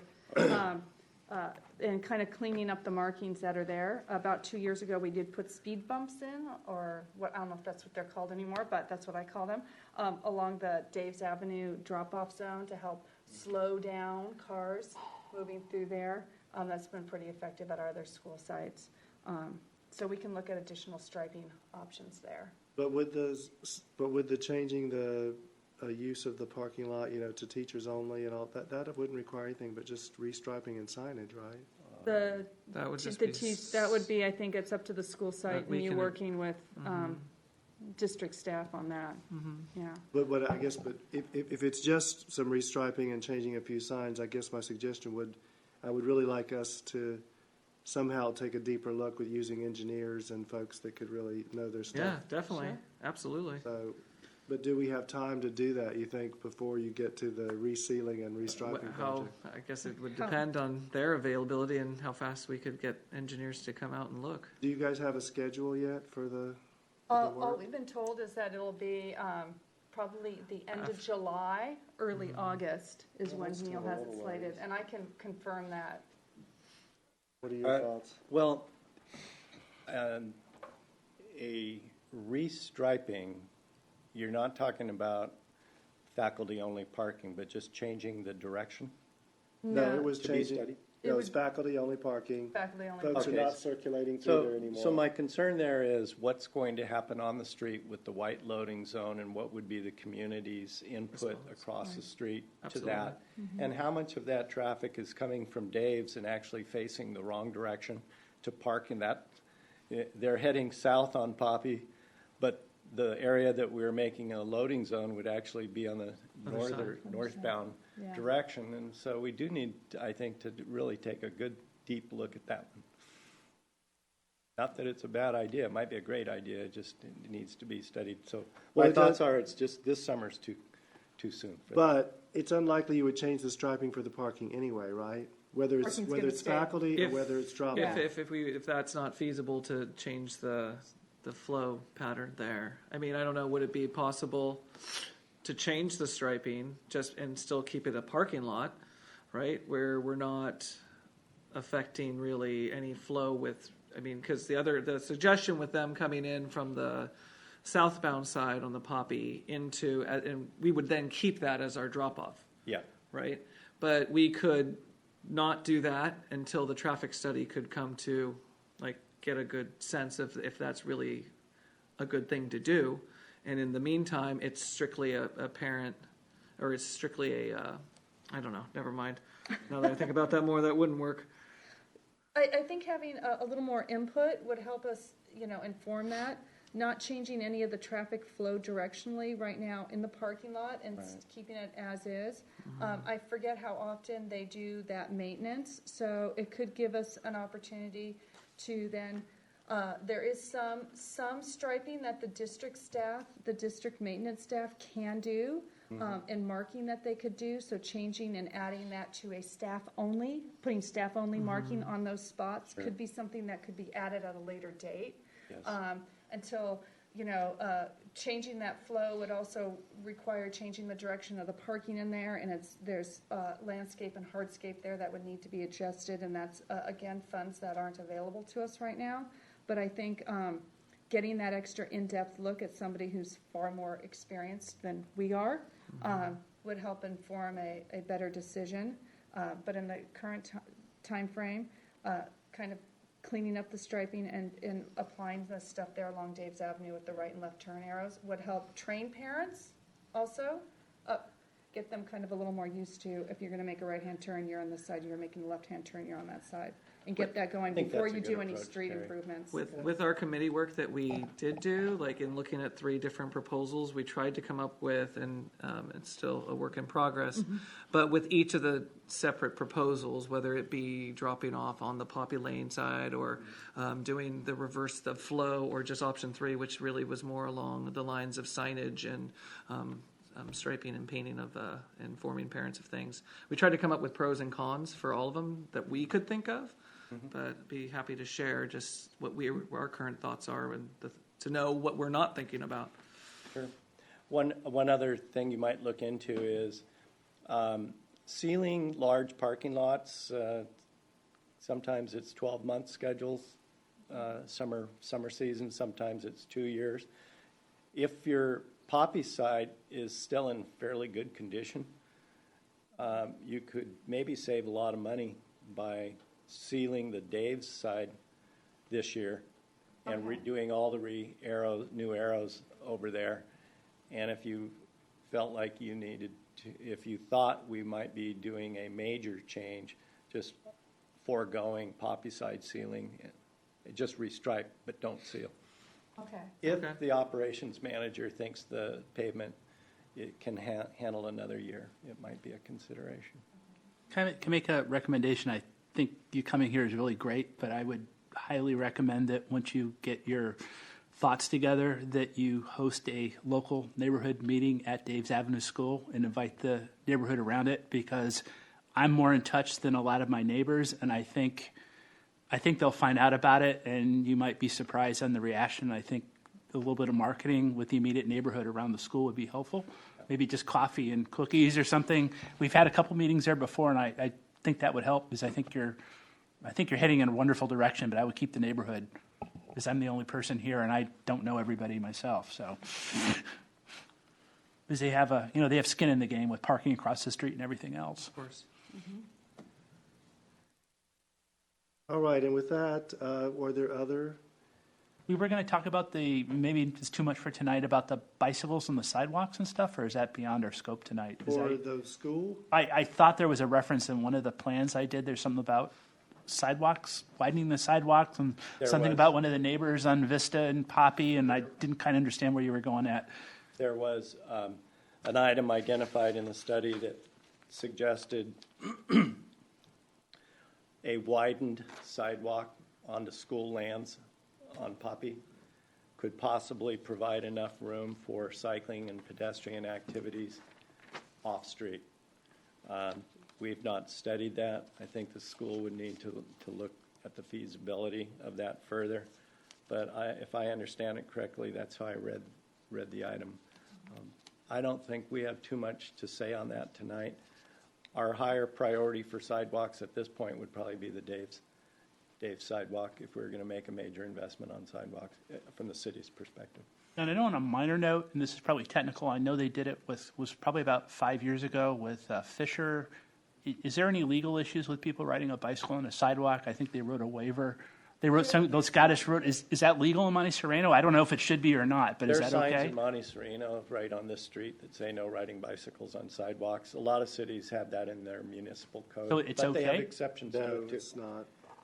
There are some exemptions sometimes in muni codes for certain streets. No, there's a sign, because I walk to lunch every single day down 9, and there's a sign that says no bicycles on sidewalks right when you come into town. So if you're referring to the area along Blossom Hill Road as you head Well- up to Roberts, there by Fisher Middle School, and the kids, there is signage allowing individuals to ride on the sidewalk. And we actually encourage the kids to do that because currently the way the bike lane is laid out, Right. that cars queue up into that bike lane and kids can't be in the bike lane. So we pull the kids out of and the kids receive education regarding that. And trying to teach the kids to ride with traffic. So if you're coming up the hill, you should be on that side. If you're going down the hill, you should be on the other side. So there are very few spots, and there's signage there that states code that the kids. Would can- that make sense around Poppy? I have no idea. I just remember hearing that, and I see. I wouldn't.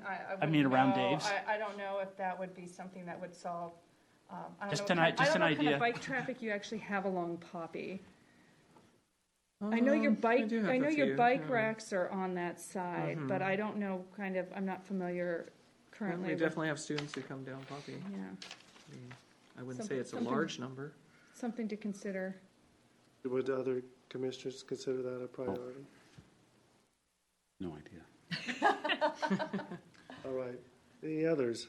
I just want to briefly back up to number one, the left turn off Dave's, and I would, I'm concerned about the shoulders, so I would like to very early in the process see the striping proposal and talk about how we're going to handle that. Well, I think a good example of it is in the Phase 1 study. Yeah, there is. But it doesn't have measurements. Yeah. No, but it shows you how far it goes. Those were drawn I don't to know how scale, wide. so. Yeah. Yeah, How wide the yeah. shoulder will end up being between the straight and then the turning lane. What would a typical width of a bike passway Yeah, with that setup. on what do that you kind of suggest? setup? What, Well, currently, I think the lines are striped know. 8 feet off of the curb face. And by slightly narrowing that, you could still allow for parking in there during non-school time and provide safe bicycling in there when there aren't cars there, but have enough room for 3 10-foot lanes out in the center of the street instead of 3 12-foot lanes. Instead of the 2 12-foot lanes that exist. I have not taken dimensions on that. I'm only going by what I read in here, that parking or cycling would not be impacted. So I would verify that before we. Including forcing cyclists into what they call a door zone. Correct. Yeah. Yeah. So I would just like to learn more about that. Being doored, I think that's the area that has no parking signs on it. doesn't. That whole strip, because there was a house that was under construction, and the construction vehicles kept parking, and that created a hot mess. Is that for a 2 no months. parking zone in front of the I school? believe so. Yeah, I believe it is. Okay. That's why parking wouldn't be impacted. Sorry, I know what I wanted to ask. This is a little bit political, but I'm going to ask it anyway, so forgive me. Is there any synchronization between what you guys have done here and the environmental studies that was done for the multifamily housing project over near the school? We're talking about all these safety issues, and the city went and approved this project, and I know the details aren't there, but is there any synergy between the two? Because here we are making all these changes, and we don't even know if we're going to have a multifamily housing project over there. Is that kind of like the cart before the horse, isn't it? Well, I mean, currently we have no proposal at all for anything there, and we also have a ballot measure, Right. which may rescind the zoning. I mean, when the environmental documents were done, it would have studied all this, and as far as I know, there was no impacts identified that needed to be mitigated. I read the study, and it made the comment in the study, and the council didn't like me very much, but it made the council in the study that the highest traffic around Dave's Avenue School was generally between like 4 and 5 o'clock, which was blatantly wrong. If you go and you read the study, and I brought it up and no one wanted to listen to me, and that's why I'm bringing it up. I think it was a political document. That's just my own personal opinion. But I think if we're really making a lot of changes, and if the council is serious about this project across from the school, I think you have to look at it holistically. And you got to look at it together in my mind. I don't think you can look at it in isolation because we're acting like it doesn't exist. But if the council really wants it to exist, and if it doesn't get voted out, I think you have to look at it together, and we're fooling ourselves if we don't. I wouldn't disagree with you, but I would say until we actually have a project proposal that came forward, I think what's more important is for us to focus on, what are the overall improvements that would make safety at the school better. Okay. I mean, the only other big traffic generator is the church, which often is not generating traffic, I would say, generally at the time the school's generating traffic. Generally. It's after hours generally. Yeah. So I think those two are, really the ones to focus on in this particular conversation. These safety improvements would not trigger an environmental analysis. They would be exempt from that process. These particular double arrows on driveways, a sidewalk. My key concern is for the safety of school and looking at it holistically. And I just hope that the city looks at the whole thing holistically and not little pieces. That was my only point. I'm a city planner in addition to being a city manager, and that's exactly what we do. Okay, good. Thank you. All right, are there any other thoughts, possibilities here? Now remember, this is a start. It's not an end. But I think it was awesome that we were able to have the two of you come tonight. I really appreciate it, and really get us started. And this gives us some stuff to work on, and we'll be in contact for sure. And Okay. Probably what we'll do is we'll drill a little bit deeper on some of these, especially I'd say like the left turn lane, to see more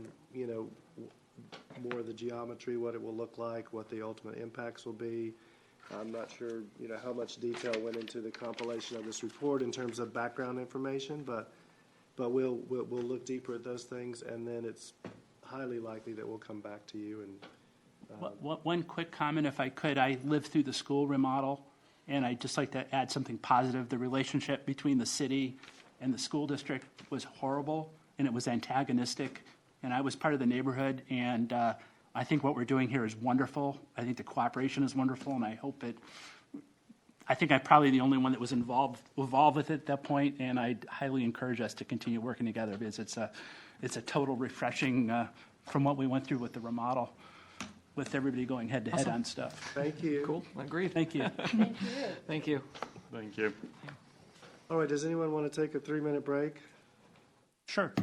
Let's do that. Maybe 4. Or vertical line forms. If you need, yes, the bathroom, if you need some water. Got a lot of stuff. I just lived with it for 21 years, so I'm very opinionated. No, it's okay.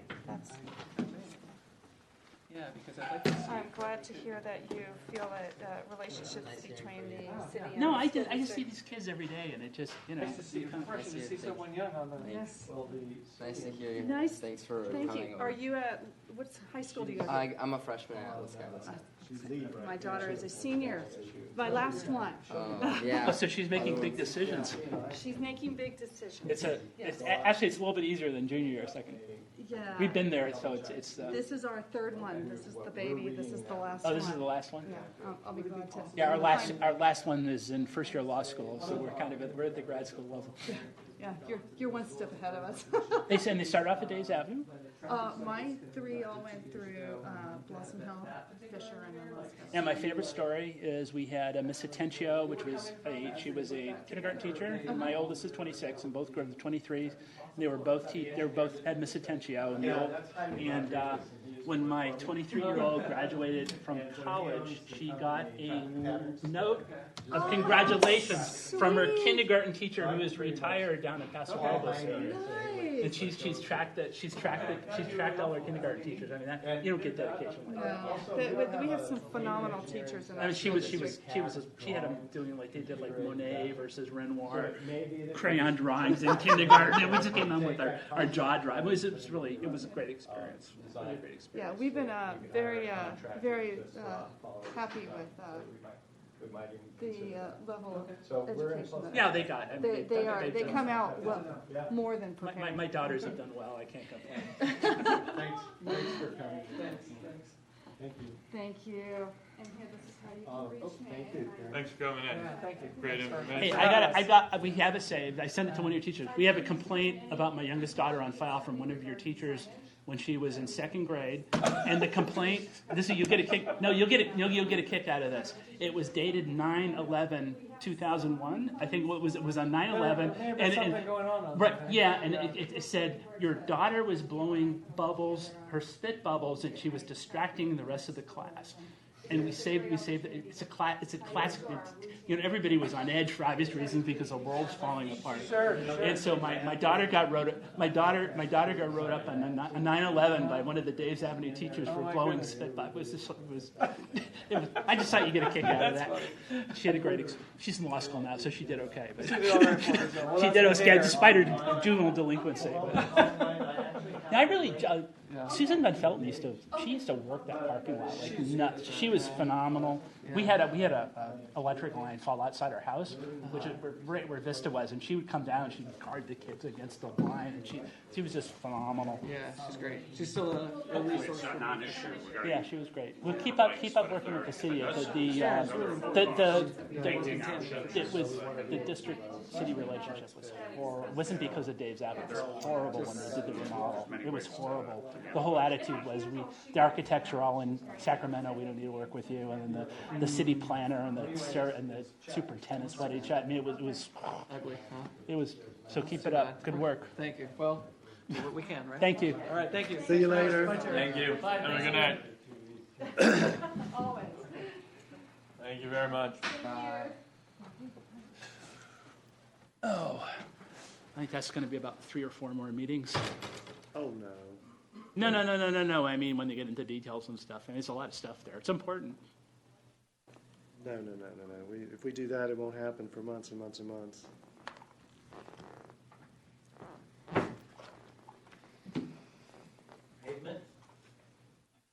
In a minute, yes. Oh.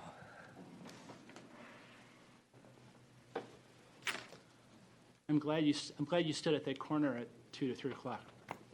You're probably one of the few city officials that have ever done that. Good for you. Well, you know what? I'll wait till she gets back because I'll be frank about my observations.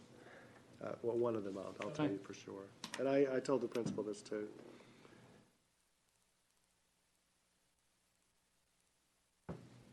There's some really good ideas there.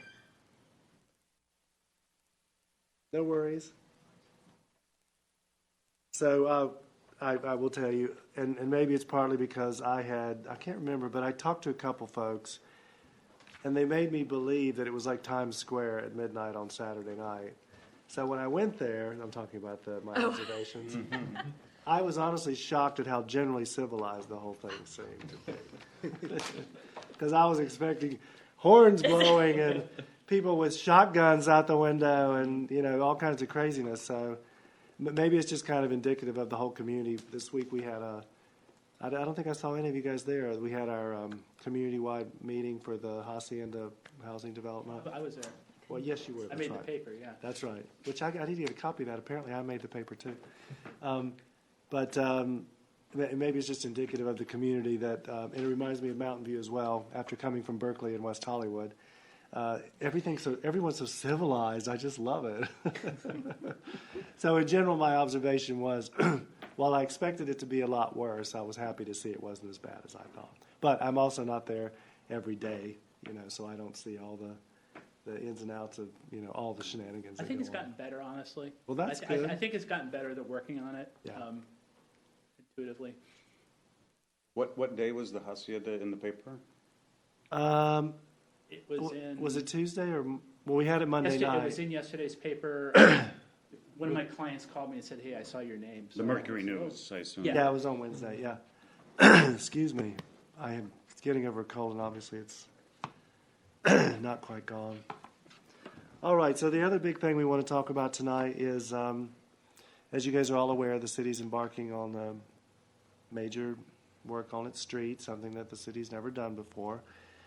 And I've talked a bit about the pavement management program in this year in the 16 segments. I've also talked about Blanchard and the pilot improvement project there and how that community came to us, and that neighborhood residents came to us, and through that, we worked collaboratively with them to come up with a solution, which we're now trying to implement. But during this whole process, talking to the engineers and to Jim about the original report, the pavement budget options report, which dived deeper into the individual streets, their conditions. Excuse me. What came to my attention was, based on the Jim and Julie, was that if the city wanted to go beyond bringing our streets up to good category, which is at the 70 plus for the pavement condition index, that we should consider doing one or, if possible, two Blanchard-like streets a year, which would include not only just repaving, but frontage improvements as well. Because, of course, the main reason behind all that is if you spend money on repaving streets and you don't have proper edges, the edges start to deteriorate much more quickly, and then the street itself begins to deteriorate. So in many ways, and I've learned all this from Jim and Julie. You're doing great. No, seriously. When I left Mountain View working in planning, I knew zero about this. But yeah, so the idea is if you do that, you can extend the streets a lot longer. And on streets like Blanchard, while the pavement's just terrible, if you repave it and do these frontage improvements, then you can avoid having to tear out the street entirely, going down to the subsurface, which is an extremely expensive proposition. So part of, we've talked to the city council about this a lot, and while they've decided to move forward with Blanchard, staff is having this ongoing discussion, and we'll be talking about it next week because next Tuesday, if you're so inclined, we're doing the budget workshop. We'll be talking about the possibility of doing a Blanchard or more per year. So the council wanted us to talk to you guys about expanding the pavement management program to possibly include this, as well as some options for funding. So related to that, and I hope I'm not messing up all our slides, but related to that was the city was also considering adding what's called a refuse vehicle impact fee, which was that in January? I can't remember. It was either January or February. And basically, this all got started more or less before I arrived because the council had added it to last year's budget. But the idea is that cities are allowed through a fee that is then ultimately tacked on to their garbage and recycling bill to recoup little by little over time money that they can then use to fix the streets that the garbage trucks themselves are causing some damage to. And these are what's known as an impact fee, because there's a specific impact happening for a certain reason, and cities are allowed in some way to collect funds to pay for it. So we had a study done, and the study indicated what the city could potentially, at a maximum, ask for. And we had a public hearing. We noticed everyone should have received a notice, and many citizens came out. And at the time, the council heard their input and decided that they would just table the item for now. So they asked that we also bring that discussion to you guys to get your thoughts on the refuse vehicle impact fee. But what we would like to do tonight is kind of combine that with a number of other possible options for additional funding for Blanchard-like streets. And that's pretty much what we're going to talk about now. So basically, you see the questions here. Yeah, why don't you go ahead? I can't really talk anymore. Okay. So, I think the city council did refer the whole topic of funding options and the consideration of expanding the budget. They wanted your input on that. And they also wanted us to bring back to you one of those funding options that they tabled, and that was the refuse vehicle impact fee. So the three questions we have here is, should we, as a city, increase our funding to the pavement management program over what we recommended last year so as to speed up the process of improving our streets to get to the end of the game sooner? Another question, should curb, gutter, and drainage improvements be included on some streets as part of our annual maintenance program? Where this year we just piloted Blanchard, and we're learning more about that. And if curb, gutter, and drainage improvements are considered on some streets every year, how would we fund those? So those are kind of the key questions or discussion items that we had that we wanted to put before you tonight. So I'll need to do a little background for you to bring you up to speed. This is a confusing table, but bear with me. Can you see it okay, Phil? Yeah. Okay. In the pavement management budget options report last year, done by an outside consulting firm that they are experts in PCI reports, they presented 4 funding scenarios to the city council. They're on the left.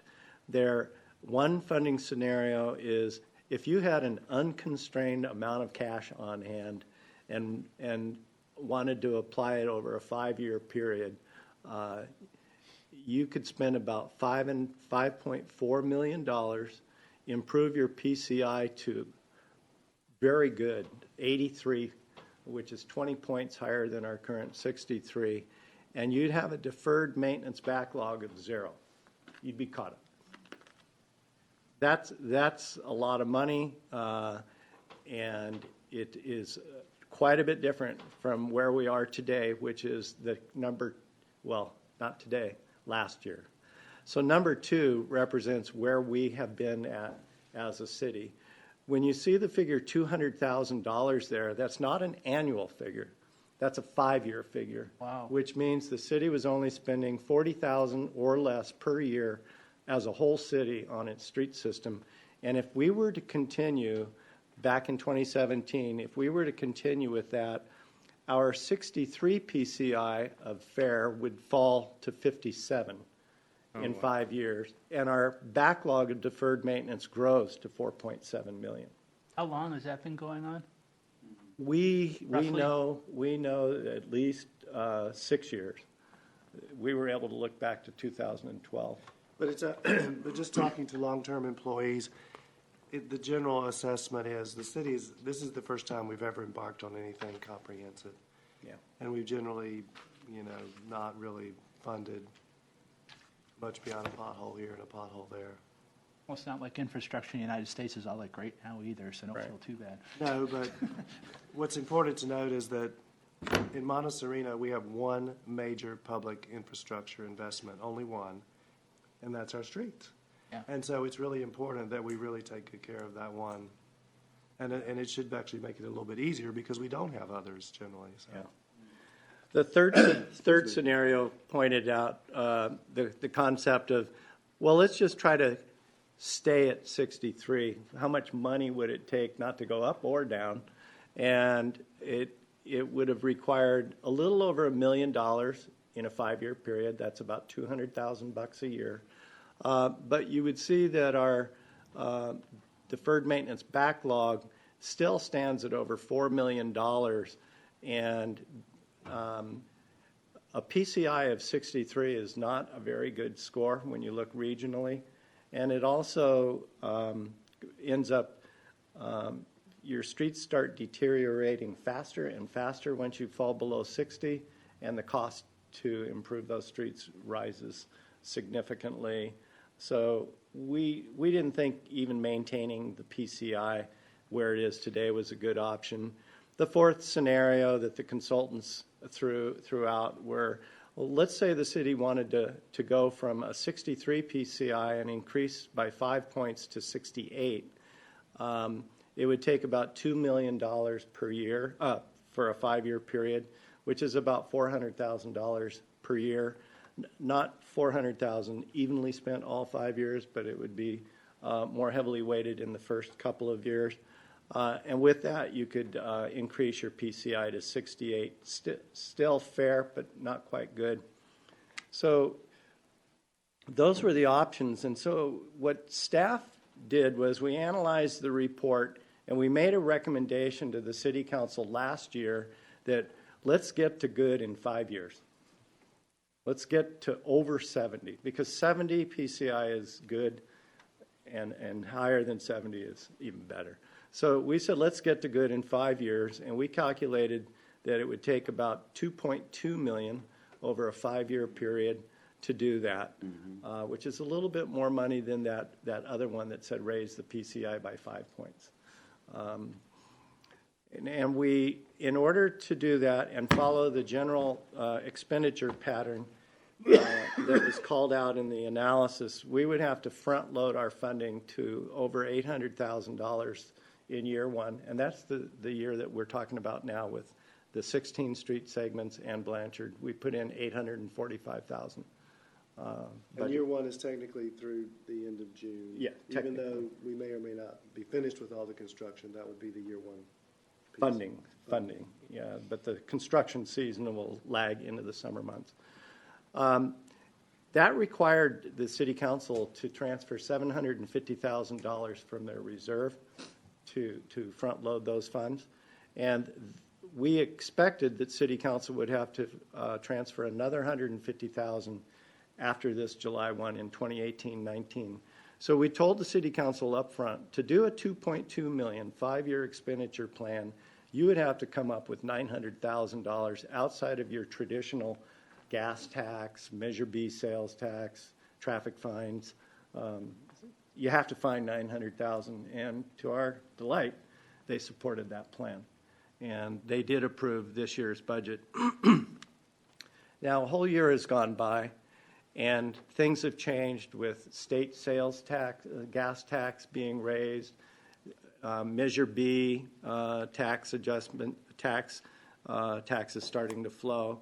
And we revised our pavement budget slightly to include these 5 categories for funding for 2018-19. And the only change really is we feel as though the general fund transfer, which is the large pie shape there on the upper left, my screen shows it kind of aqua. Yeah, teal, whatever. We lowered the general fund transfer from 150 to 135 because we are seeing upticks in other sources of revenue from state sales, gas tax, Measure B funds, and traffic fines and developer fees. Is Measure B the new Measure B? The Santa Clara County new Because there's an Measure old B. Measure B I hear people No. periodically talk about. This is the new Measure B. Okay. Yeah, where are we PCI versus our neighbors? You know, what's a reasonable PCI in the area, or is that a bad question? No, I did review that last year. I know that Los Gatos is higher. They spend, I think, about $2 million a year in their road budget. Much bigger, though. They're right? much bigger, but they have a higher PCI because they're doing more permanent type improvements with curbs, gutters, and sidewalks. Generally speaking, your smaller cities are not too bad. Generally, like Campbell, Los Gatos, Saratoga. Your big cities are where they get where they fall off San Jose, San Francisco, Oakland. They will sometimes be down into the mid-50s or 50, which is getting to be poor. So what would the Los Gatos or Saratoga be roughly? I think Los Gatos might be around 70. What would Los Altos be? I don't know. But one important point about making it to 70, which you should mention, is Yes. If a city can reach 70 through the technical analysis and maintain 70 or above, the Measure B funds that will come from our local gas tax can go towards other improvements that are street related. They don't all have to go to paving. So let's say you wanted to put in a Dave's Avenue sidewalk. You might be able to apply some of your Measure B gas tax funds for things other than pavement management. Oh. But you have to reach 70 or above. That's why we were pretty focused on let's get to 70 as soon as we can. Thank you. So some of the potential funding options that are in your report, if we did want to speed up or expand our programs, and we talk about these in more detail in the report, general fund reserve transfers, the refuse vehicle impact fee that went before City Council and the item was tabled, a citywide assessment district where you might look at the city as a whole or maybe 4 quadrants and try to figure out how to set up an assessment structure on very large zones. Sometimes easier done with a sewer line or street lights or a water system where everybody's receiving the same benefit, but with different types of improvements on every street in front of every household, you'll see that we find that to be a pretty challenging and possibly unreliable approach for us. General fund, the sale of municipal bonds. So is the credit worthiness of this city good enough where we could get a good bond rating? And I would say it's excellent because we have a lot of reserve, we don't have a lot of risk, and we have a pretty steady, consistent pattern of revenues coming in. So the sale of general fund obligation bonds could be a consideration where you pay legal fees and attorney's fees, bond agencies, bond councils, and you go through a sale of municipal bonds, and you it's like a loan, and you pay back with interest. We'll talk about all these more. The TRIP, Total Road Improvement Program, it's called TRIP. We just learned of this from the League of California Cities last month. It's, once again, you're borrowing against future gas tax installments.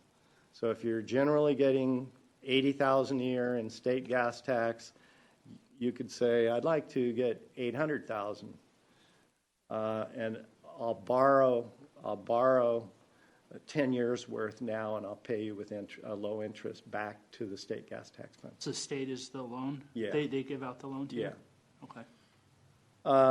Road impact fee, that really is what our developers pay based upon the size of a development or the potential cost of a improvement to a home. We don't have businesses really, so it's home improvement fee. And then last option would be, we think the funding, the 5-year funding is okay the way we've recommended. We recommend no change beyond what we've shown for the current 5 years. So we want to do just a little going through. Yeah. So I'll talk about a couple, and Jim will talk Yeah. about a couple. So one of the big discussions that I'm going to have with the council on Tuesday during the budget workshop, well, one will be giving them the feedback that you guys give us tonight, but one of the things we're really going to focus on is the general fund reserve. So the current policy, which the city council has a policy, a fiscal policy that they adopted, requires a minimum of 2 times the annual operating budget and no more than 6 times the operating budget. So as a percentage, it's 200% to 600% of the operating budget. When we had the refuse vehicle impact fee, just so you know, for those of you who may not have been here, many persons who spoke to the issue that they felt the city had very high reserves. And, basically, why are you asking us to pay more on our garbage bill every month when you have all this money in the bank? And, I completely agree with them. But, that's my personal, well, not my personal, my professional opinion, based on the needs of the city and, how much money we really need to have in reserves for, various scenarios. So what we have here, excuse me, which I believe is in the staff report, is just a quick, which I'm not going to go through, but it just goes through, we go back to 2002, and you can see the percentage that the reserve is of the operating budget. So it's generally been, 300, 270. It's fallen a bit lower to 226, and right now it's still more than 2 times. It's still more than 200%. So what I did was, and the council's already seen this a few months ago when I sent them a little memo. So I was just curious. I have no idea what do typical cities do for reserves. So remember, the city's policy in percentage is 200% to 600%, and we're currently at a little bit more than 200. So I looked at a few towns in the area. Los Gatos is 25%, so that's only 1/4 of their operating budget. Saratoga was 20%, or 1/5 of their operating budget. Campbell was only 10%. Wow. And just because I worked there before, I wanted to see what Mountain View does because I know the city manager well, and theirs is like 20 to 25%. So you can see that, given the surrounding communities, and I also went online to some sites that have, that are city manager professional organizations, and they talk about general fund reserves, and they're generally in the 15 to 20% range. So the city currently has our policy is quite a ways off from what is typical. Excuse me. Yeah, so that was it for that.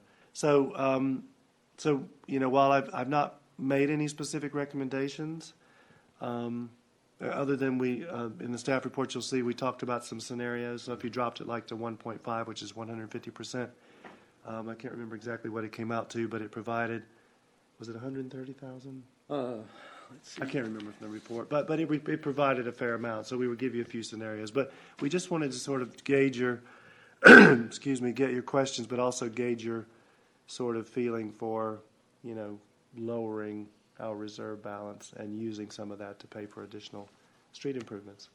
You hear a lot about cities, not these local ones, having these unfunded liability problems that are going to Related to our retirement system? Yes. Yeah. So I'm just curious, what is our situation with Our respect to situation that? is we have paid all of our unfunded liability, and we are currently completely up to date.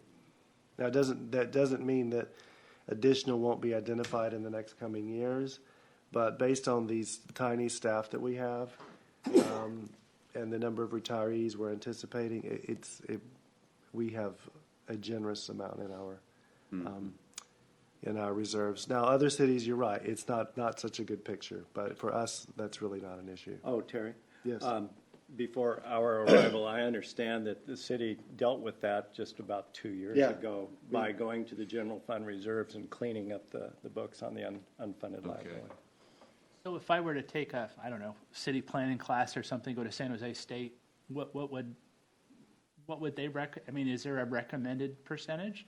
That typically, if you're a good manager, rule of thumb is you should do half a year? Is there some rule of thumb that they recommend, or? Well, from the materials that I looked at, from the professional organizations associated with city managers, it was, anywhere between 10 to 20. Is that what it is or what it should be?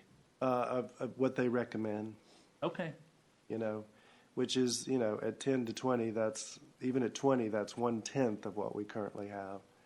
And, I am only relatively new here, but it's been my general impression that, that the community and the councils have been, conservative in their approach to having reserves, and that's perfectly acceptable. Some communities are. But, based on the needs that we have, and what I would say is the backlog of, not doing enough work safe on our streets, it's time to revisit that policy. And as a professional, I am recommending, whether you guys recommend it or not. You're supposed to listen. Well, no, I will take what you have your input. But even if you guys all said, no, we should leave it the same, I would say, well, I appreciate your input, but I do believe that it should be lower.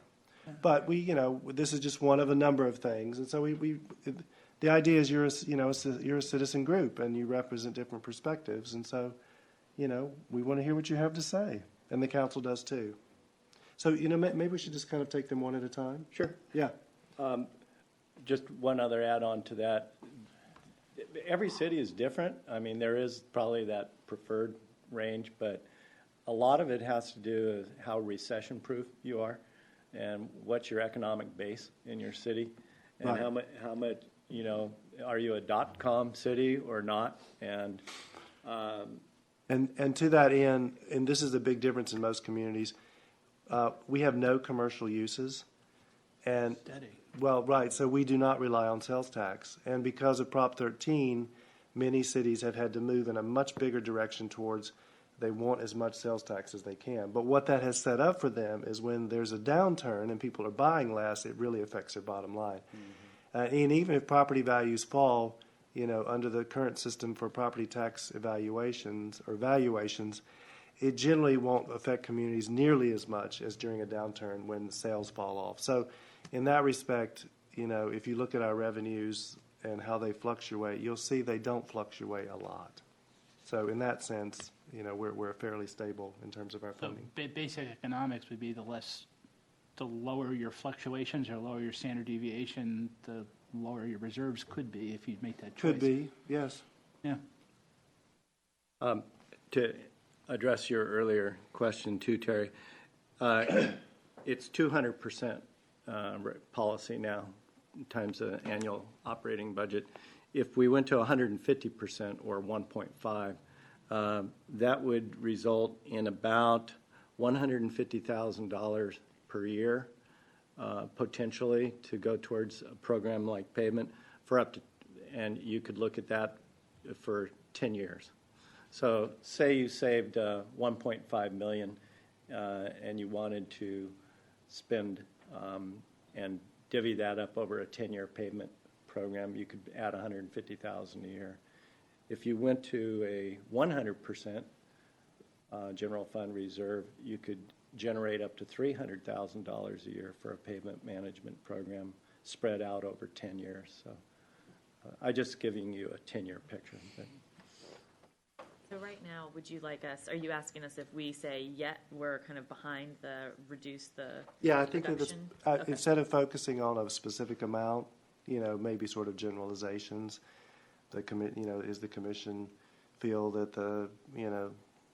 that the city's policy should be lowered and that we should have, so allow for more funds to be available for additional streets.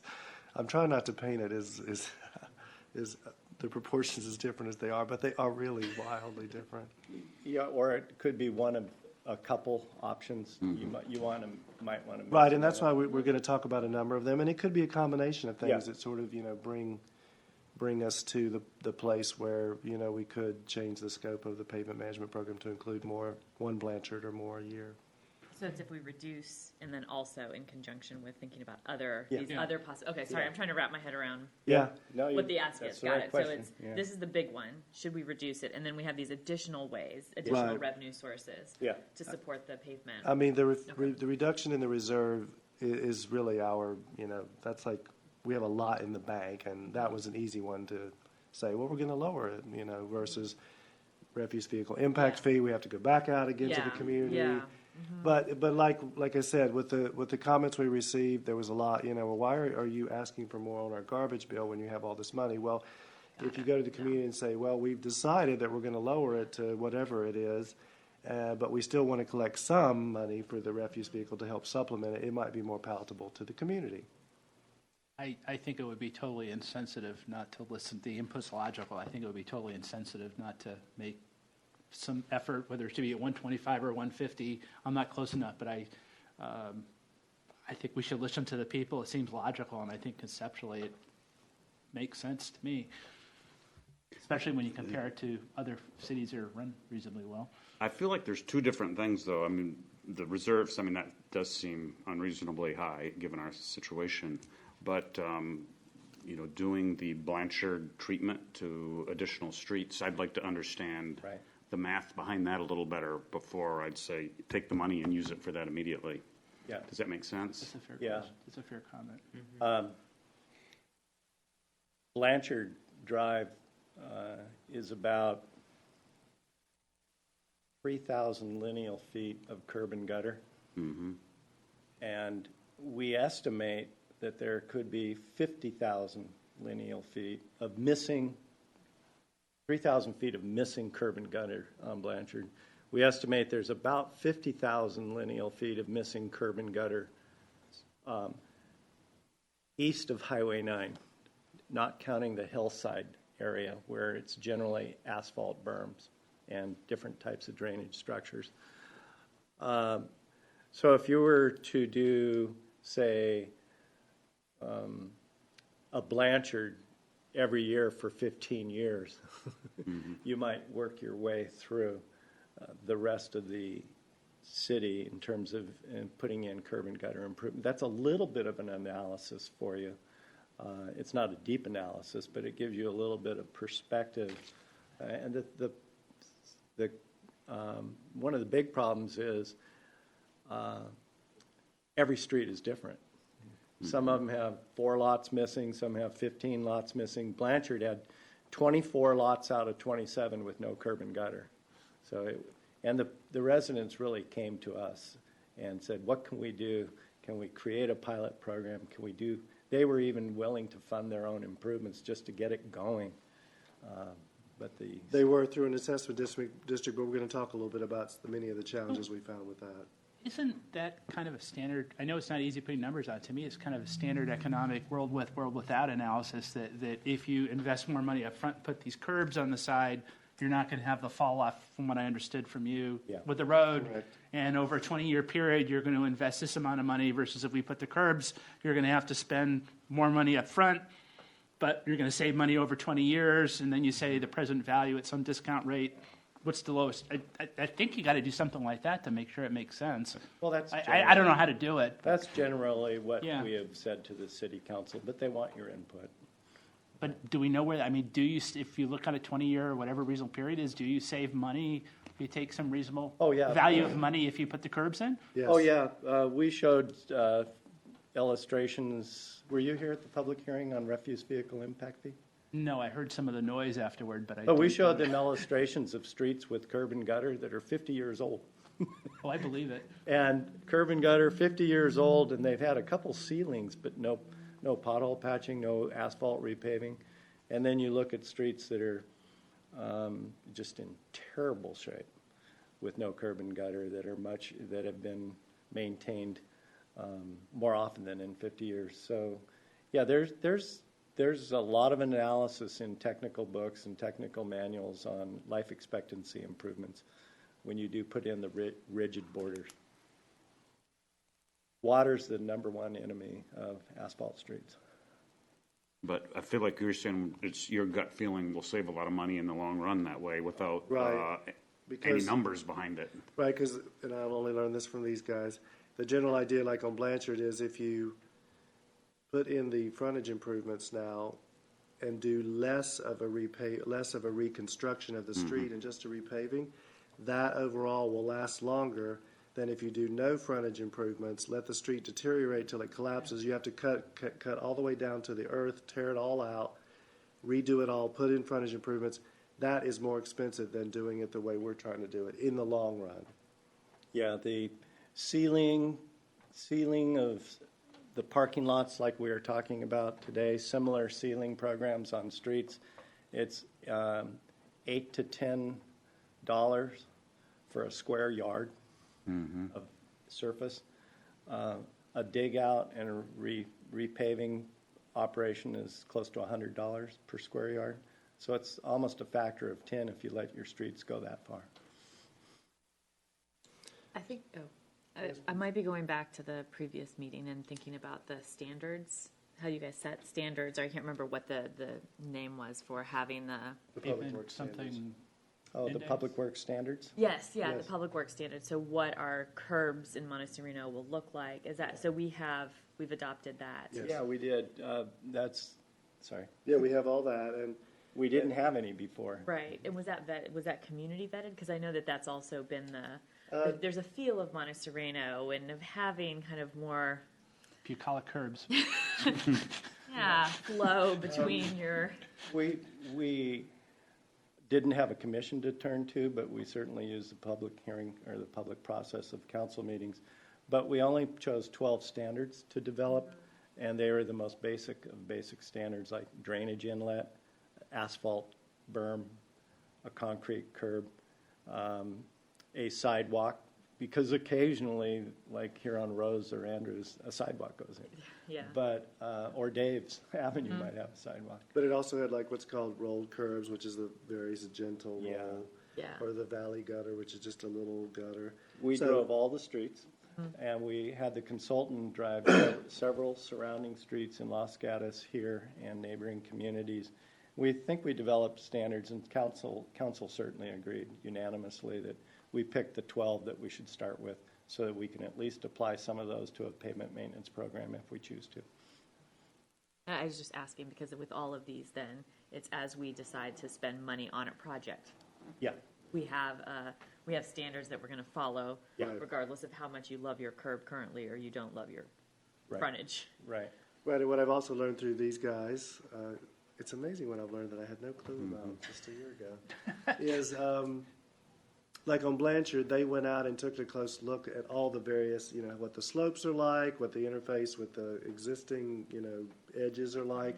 And based on that, it's not going to be one treatment. There'll be some rolled curbs. Okay. There'll be some Valley gutters. some valley gutters, some Asphalt berms. All three. Yeah, so they'll all be all three because it was appropriate in some places and not in other places, and that will likely be on all the streets. It That helps give unless a the visual. street was paved originally from the very beginning when it was subdivided, with a certain look, many of them are just not set up to have the same uniform Okay. look. Okay, that's helpful. Thank you. So I guess what I would ask in this part is there a general consensus that we could definitely lower our policy for general fund reserves? Yeah. That Yeah, seems definitely. reasonable. And maybe as kind of a magnitude of what you think. I mean, do you think it would be unreasonable to drop it by half? Yeah, I'd say, Baby having steps. 100% of your operating budget. I mean, when other cities are doing 20%, 100% does not seem like a huge drop. So, yeah. I just threw it out there. Do other folks feel, to say 100% as a minimum? What is the process? Is it a simple change? Yeah, it's just a policy the council adopts. Yeah, so we can change it again if. Yeah. Yeah, so I wouldn't change it very much either. I think 100% is plenty for Isn't that a now. lot? You don't consider that, I'm just curious, you don't Well, consider. considering what we have, it's halving. It is cutting it in half. That's a lot to me. I mean, it's just emotionally, I'm just thinking about it. Yeah, I know what you mean. I guess if I was putting on my sales hat, I'd probably say, hey, we have a little bit more of a year in reserve, so I'd probably make it like 1.25, just from a sales standpoint, but I think, Yeah. There's two issues though. One is lowering it and the other one is spending it immediately. yeah, you gotta decide what to spend it on. Jim reminded me, and I'd forgotten, one of the reasons why the reserves had grown so large was there was a plan at some point to replace City Hall, Oh, that's right. right? But particularly when it came to the city's attention, the streets really needed some work. There was the concerted, thought from staff that that's just unnecessary, and this is more important, or not as high priority, and that the streets are more important. So, and I will be frank about this part. I've been here for almost 10 months now. Wow, it sure does go by fast. And we have spent, as you may have noticed, quite a bit of money doing a nice refresh here, and we're actually finally getting to the last part, which is the landscaping. And we've had some pretty in-depth looked at the structural integrity and all the other factors that make up a building that's in good shape. And in general, our little city hall is actually in quite good shape. So as a city manager looking at our facilities and versus the roads, I agree with the council that there's really no, and the community, which they talked about this a lot. I don't know why we would, take large chunks of the money we have in reserve to build a new city hall when the one we have is generally adequate, functioning properly. And I think it's a fine place to work, and we have the need for the streets. So I'm sorry, I forgot to mention that part. Well, okay, so I would say that there's a general consensus to lower it. Some folks are leaning more towards a fair amount, others a little bit less. But, Conceptually, You it's the threw out right thing to do. 150. Is there a That's why I landed, but- consensus, at least a consensus that 100,000 is in the range, or 100% is in the range? we have one no. How about you? Yeah, I mean, personally, I like the conservative approach, but I think for this, it's good to drop it all, 100%. You less so, and you guys? I think 100% is reasonable, but I'm still want to talk more about how we use that money. Well, exactly. That's And that's critical. part of the discussion with the city council, depending on these other ones we're going to talk about, there could be a combination. And in that, in and of itself, could say, well, we don't have to lower it quite as much, So, okay. I think what I'm going to say to them is there was a general consensus that lowering it to as low as 100%, but there was some concern that would be, let's say, a fairly dramatic drop from what we currently have. I'm thinking more from a presentation standpoint than anything else, not a mathematical one. And how it will be programmed. What And it how will it will be programmed. Yeah. Should we talk about the refuse? Yeah, let's go. Let's vehicle? keep moving. You ready? I'm Got sure your everyone doesn't want to stay here all night, and I certainly don't. Can you tell us a little bit about what happened at that meeting and how contentious Yeah. it was? Well, so I'll just talk quickly a little bit about it. So, as I said earlier, there was a budget item that the council agreed last budget to study, to do an impact fee study, and so the staff proceeded with the study. And the study comes up with what it considers to be the maximum amount in 1 year that could be assessed as an impact fee on all the residents. Excuse me. And so, I said, the idea is that refuse vehicles pass through the city, and as they pass through the city, of course, they're doing damage to the streets. And in our city, because Jim taught me this, other than construction vehicles, it's refuse vehicles that by far do the most damage. Now, in other communities where you have lots of commercial uses and people passing through, it would be less so. But in Monte Sereno, it really is by the vast majority of the damage to the streets comes from refuse vehicles. So the idea is that you should be able to collect some small amount, little bit over a little bit, to compensate for fixing those streets over time. So the study looks at all of that and made a recommendation.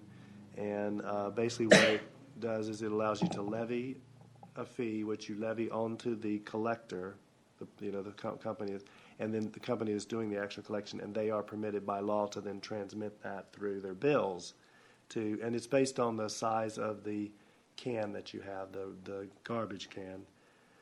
So if you have a 80-gallon or a 65-gallon or whatever, the rate will go up and down. So, the staff conducted the study and came up with the maximum that could be permitted. In the interest of being transparent to the whole community, we sent out a notice to every single household, which is, everyone should know, of course, because it affects your garbage bill. And then we invited everyone to come and the council to take a look at it. We had the meeting. I don't think one person spoke in favor of it, which, your garbage bill is going to go up. And the vast majority, were opposed to it. And a big part of it, as I said earlier, was there was the discussion of, well, why do you have such huge general fund reserves and you want us to pay more on our garbage bill? And they had a very good argument. So at that meeting, the council decided they didn't vote against it. They just said, let's table it. It sounds like a bigger discussion in general about street funding and, of course, bring it to the Better Streets Commission and then potentially bring the refuse vehicle impact fee discussion back to the council. Now, if it goes, it will likely go back to the council sometime, maybe in the fall, if there's enough, feeling that we should consider it again. But it would not, at this point, it wouldn't go into effect until the following fiscal year, which would be the summer of 2019. Did I answer your question?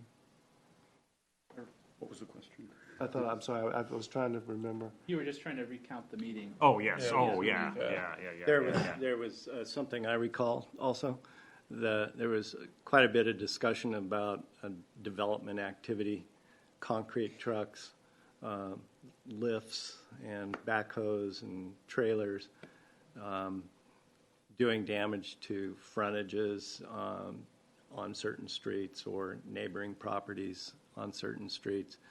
So some of the input that night that I heard was take a look at your road impact fee, which is based on the square footage or the assessed value of the improvements of home improvements. So we have that to show you tonight. Right, and that one is a similar idea that as construction vehicles pass through the community, they're causing damage to the streets. So the person who's building the home should pay some fee towards.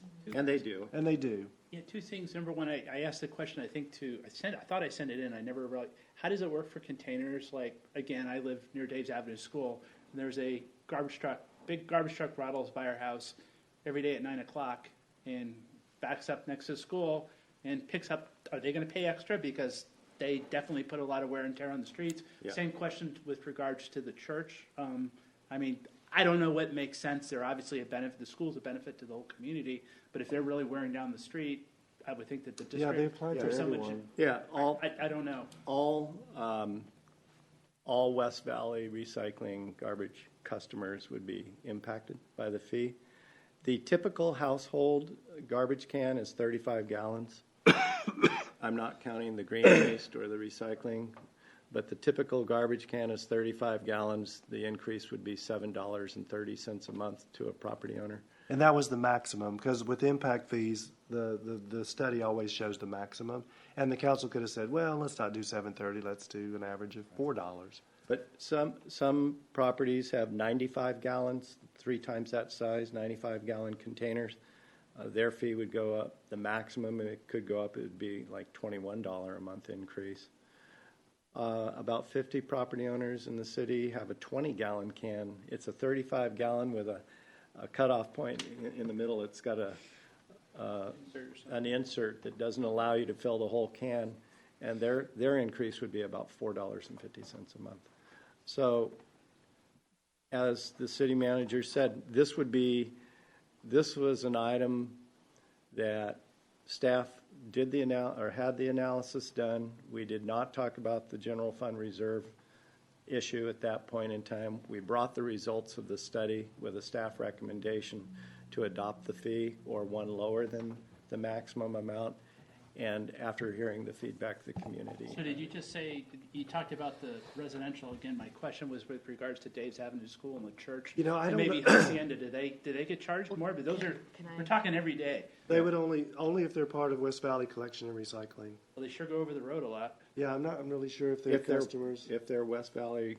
I have no idea. Those trucks, Good point. So that we're near the country club.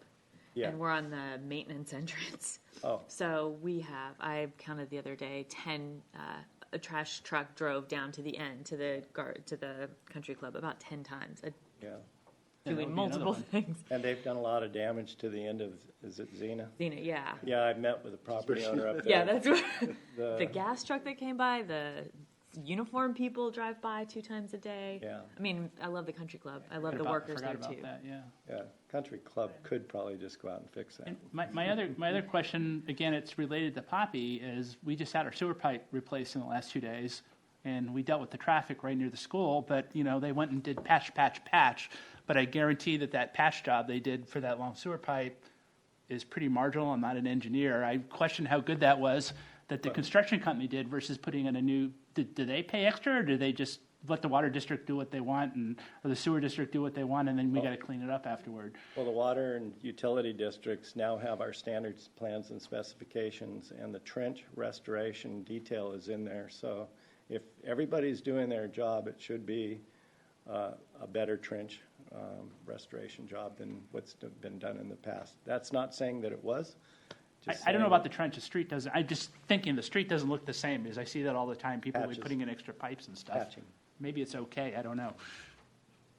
So that's refuse vehicle impact fee in a nutshell. Yes. I would just like to comment, this seems like a simple, low overhead cost, relatively fair way to do it. I mean, the only problem is it seems like there might be political issues. Well, like I said, I mean, I'm only extrapolating from the comments, but I felt from the meeting that I think maybe if the city we're spending more, say, from the reserves, then maybe folks would have been a little less, you know, well, what, you know what I mean? Because many of the comments were, why do you have so much saved and you want us to pay more on our garbage bill? So, you know, maybe it's just a matter of, you know, if we do lower the general fund reserves and start putting, you know, more money of that towards the streets, then asking the community to pay, maybe not to the maximum, but a portion of the impact fee, they would be, okay, I'm willing to do that. The three surrounding communities, Los Gatos, Campbell, and Saratoga, they all implemented their fee in, I think, 2009. But none of them are at the max. Yeah, they gradually. So maybe the thing you know, based on all that, I could just ask you is, do you feel that, you know, if we're getting money from other sources, that this is not an unreasonable thing, at least to some level, to ask the citizens to, you know, to. I think it's really important how you position it. And again, maybe it's my economics training. Sorry to sound geeky, but you're basically looking at, they call it an externality in economics. You're basically having overflow costs, whether it be pollution or water pollution. You're causing damage to the road, right, supposedly. And if the cost of the product doesn't reflect the real total cost of the product, then you got to raise the cost on the product. So basically what you're saying is the cost that I'm paying for my garbage doesn't reflect the cost it imposes on the city. So what you're doing is That's exactly what these are. And somehow I think that's a standard economist would say, yeah, you should add a tax so it reflects all the people that get lung cancer or whatever it is, to reflect, in this case, it's just damaged road. And I think if somehow you were able to communicate that, I think it's a rational thing to do. Even though I don't want to pay it, but I would. As long as the school pays and everybody else pays accordingly to their larger, you know. Well, like I said, this would only apply if you're a West Valley collection and recycling customer. I don't know. Because we didn't conduct the study to go beyond that. You can opt out too as a household. You are not required to pay the fee if you haul your own garbage. Yeah, sure. Jim hauls his own garbage. He told me today. I'm like, what?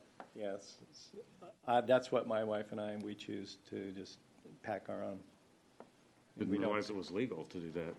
We checked with the service provider here. It's completely legal, and there's 40 or 50 houses, I think, that do that. So is there any sort of thoughts on this one? That we should do it and we should sell it better and possibly start out lower. Those are my thoughts.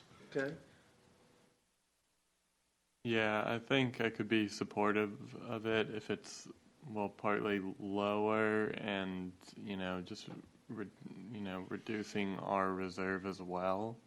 I think us spending more of our money is kind of a good way to go. We have such a huge kind of nest egg we're sitting on that it seems unreasonable to not lower ours a bunch and then ask, you know, for maybe a little bit. I mean, because $7 a month for kind of the average customer probably for those, right? $7 a month. That's not horrible, but I mean, if we can do less than that and just kind of cover the cost with our reserve fund, I think. Is that a general kind of thinking? Okay. So I would say that yes, in terms of kind of what's best for everyone. I feel like my neighbors on Xena just there's emotional stuff to get through and understanding the amount of damage that is done by vehicles that we have no payment, you know, there's no payment source potentially. So that seems, I think, for everybody who lives along Xena, especially my neighbors at the end. What's the emotion on the cost and the emotions on the damage? I think it would be I think it would be emotional to have to pay for an additional fee, even though I understand. I understand that it's a greater good for the whole community, and that's something that, you know, it's not just our street to look out for, but everybody's. But there is a very significant damage done. And that's a good point on that street. The golf course is actually a Los Gatos. Oh yeah, I don't even know where they reside. They pay a fee and it goes to Los Gatos.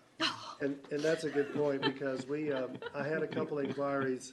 You may or may not know, but some of the streets in the city are private, and the city does not maintain them. I mean, they look like they're city streets. A city street sign is there, you know, but they technically are the property of all the property owners, and they're required to maintain it. And they, you know, some of them asked me, well, I won't have to pay this, will I? Well, I'm like, no, everyone has to pay it. And A fair question. it was it was a very good question. And again, I had to go, well, why? I had to ask somebody else. I don't know why. But it turns out, and it makes totally logical sense, those streets just don't, the trucks don't just pass by your house. Gotta get there. Yeah. They pass through the whole city. Yeah. So there is some small amount of damage done everywhere, and this fee is used to pay for all of the damage in all of the locations. And a lot of those private property owners roll their cans or pack them in their trucks, take them down to the intersection for the day, pick them up at night. And so they're actually being collected on the city intersection, not the private road. They're tearing up my private road. I can vouch for that, though. Yeah. Yeah, they do come up some.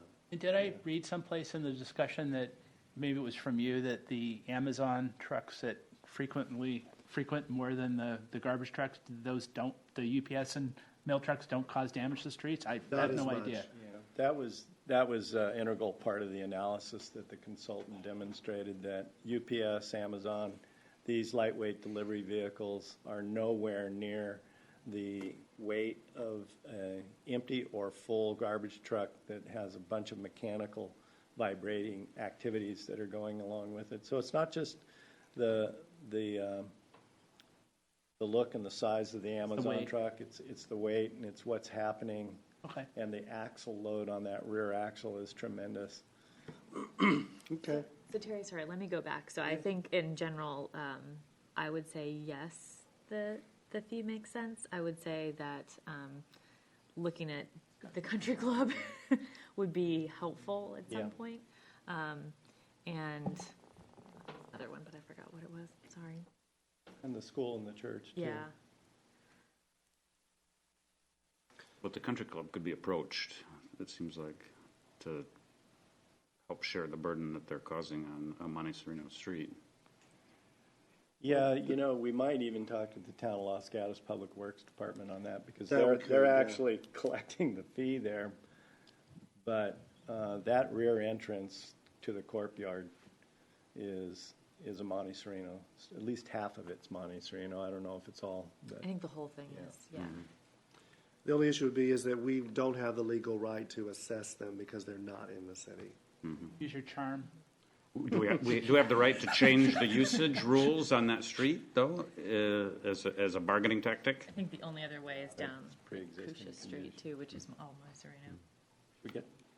Yes, we should keep moving. Let's go Okay. ahead. So, is everyone understand what an assessment district is before we go into a lengthy discussion? Kind of. I don't. Okay. Do you? I don't. You didn't read the report, did you? I kind of skimmed through everything. It's giving you a hard time. I wouldn't do it. Well, let me see if I can make it simple, because I'm a simpleton when it comes to all this stuff. So the idea, at least in terms of the frontage improvements, I mean, do you understand what frontage improvements are versus the travel lanes? It's along the edges, the curbs, the gutters, the Yeah. sidewalk, if there is a sidewalk. The city only has the right to compel a property owner, to do anything about their frontage improvements under certain circumstances. One, they're building a new house. Then we can compel them to do all of them, sidewalk if it was deemed appropriate, curb and gutter. But beyond that, generally, the city has no legal ability to compel a property owner who doesn't have them or doesn't have proper ones, for, maintenance, for drainage and safety, to do them. So when we did a deeper investigation on Blanchard of how we could, get these improvements, that's what we discovered. So what we did find out was that the property owners could assess themselves, however, to pay for these types of improvements. So we contacted an assessment consultant, did a lot of research, and what we found out is that the whole idea of an assessment district is a possibility. And we actually floated the idea with all of the folks that came to the community meeting for the Blanchard Drive residents. And at the time, of all the people that came, it wasn't all of the property owners, but it was a majority, I believe. They all actually said, yes, we would be willing to assess ourselves in order to pay for it. On which their is, property tax. yeah, which in the assessment itself is basically the city funds it, or there's funding mechanisms, but in this case, the city would fund them, and we would collect back the cost over time through property taxes. It's like the lighting districts, is that Yes. an example? It's Okay. exactly the same. So that's one possible option is we go to a new Blanchard-like street. It needs frontage improvements, and we would then potentially, talk to all the residents, say this is the frontage improvements you need. There's a possibility of doing an assessment district, so you could assess yourself and pay back the city over time. But what we quickly discovered, and I'm going to let Jim go into the details because my voice is dying off again. Okay. Is the reasons why at the end, at the council meeting, when we talked about Blanchard Drive, to give them the options of how it could be paid for, we recommended against it. Yeah, staff eventually was not supportive of trying to establish a one-block assessment district for a few reasons. One is the cost to go through all of the legal gyrations of setting up and the formation, the public hearing process, the engineer's report to levy what the assessment is. The public hearings takes months. It could have taken 4 to 6 months to go through that process. Thus, we would have found ourselves not being able to do our pilot project this construction season. And also, it significantly raised the cost of a small project because the steps are pretty similar if you do a small assessment district versus a large one. At least some of those repetitive steps just add too much overhead to a small project cost.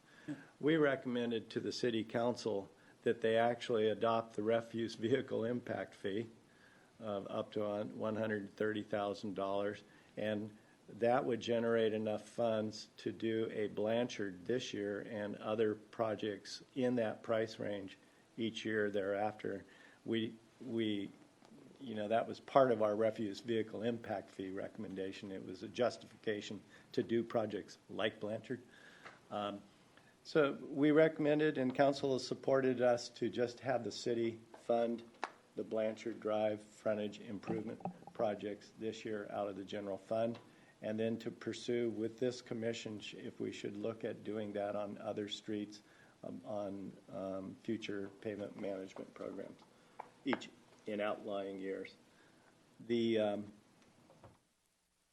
other thing about the assessment district process is there's 27 properties, for example, on Blanchard, and it's not it takes a simple majority to pass an assessment district. So it's not 14 versus 13 properties. It's the 4 property owners that took the time to vote. That is your pool of voters, and if 3 say no and 1 say yes, then the assessment district fails. We felt very confident on Blanchard we could pass it because of the huge turnout saying they would support it. But we don't think just going cold into neighborhoods in the future saying, how would you like to set up an assessment district and tax yourself for 15 years has a large chance of winning in every case. So there could be a lot of staff expense, administration, engineering, consulting fees, and we might not end up with a project. And with Blanchard, they were working on it before I started, meeting with the community. So there was a lot of staff input, a lot of outreach, some hand holding, and through that effort. Plus, one other big difference was there was a gentleman on Blanchard who was a huge advocate for the project and had a great relationship with the neighbors. So there was a lot of synergy going around that made that one like, this is probably going to happen. But when we talked about it more as staff, we thought, well, if we want to go citywide, do we have the resources to do this every single time? And would we be lucky enough to find, 1 or 2 residents who are real advocates for it and know the street really well?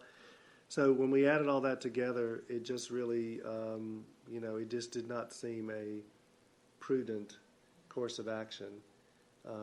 But it is an option, and they do some, but I don't know if some cities do exactly this because there's none quite in our position. What we have found is most of the cities are doing it for projects that are very easy to determine the equal assessment on every front and every property. a brand-new sewer line that provides sewer service down 50 homes or 500 homes. It's pretty much single-family residence, you know, you all pay this amount. But again, with such a mixed bag of frontage improvements, it would take a tremendous amount of engineering analysis just to determine what your assessment is versus yours and yours on one block, in our view. So we actually have, I'm recommending to Terry that we share with the city council and with you that large assessment districts or small assessment districts should not be our preferred option at this point in time, that we should look at other options. That's our recommendation. But technically, are these all considered, I'm an enrolled agent, so I do tax work, so excuse me. These are all considered fees and not taxes, correct? Taxes. Are they? Yeah, I think it's an added, like an ad valorem tax on your property tax bill. Yeah, it's added to your tax bill. Generally, fees refer to like impact fees or user and regulatory fees when you come to cities. Impact fees we've talked about, you have to show there's a I won't get into it tonight, but usually if they call them Belarus, I think is the Yeah. word they use. If they're for a specific project, not that it makes much difference in 2018, they're not deductible. That's why I ask. Be an easier way to sell it, but doesn't mean much with the new tax law. We'll go there another night. Never mind. All right. It's a pitch thing. Yeah. Maybe it's a fee, but it shows up on the property tax bill. Trying to save people some money. That's why I asked. But in general, I think, for me at least, one of the biggest uncertainty is you go through all this work, you spend quite a bit of money as staff time, you need an engineer's report, it's called, because you have to get all the geometry of the street, how it all looks, and that can be really expensive.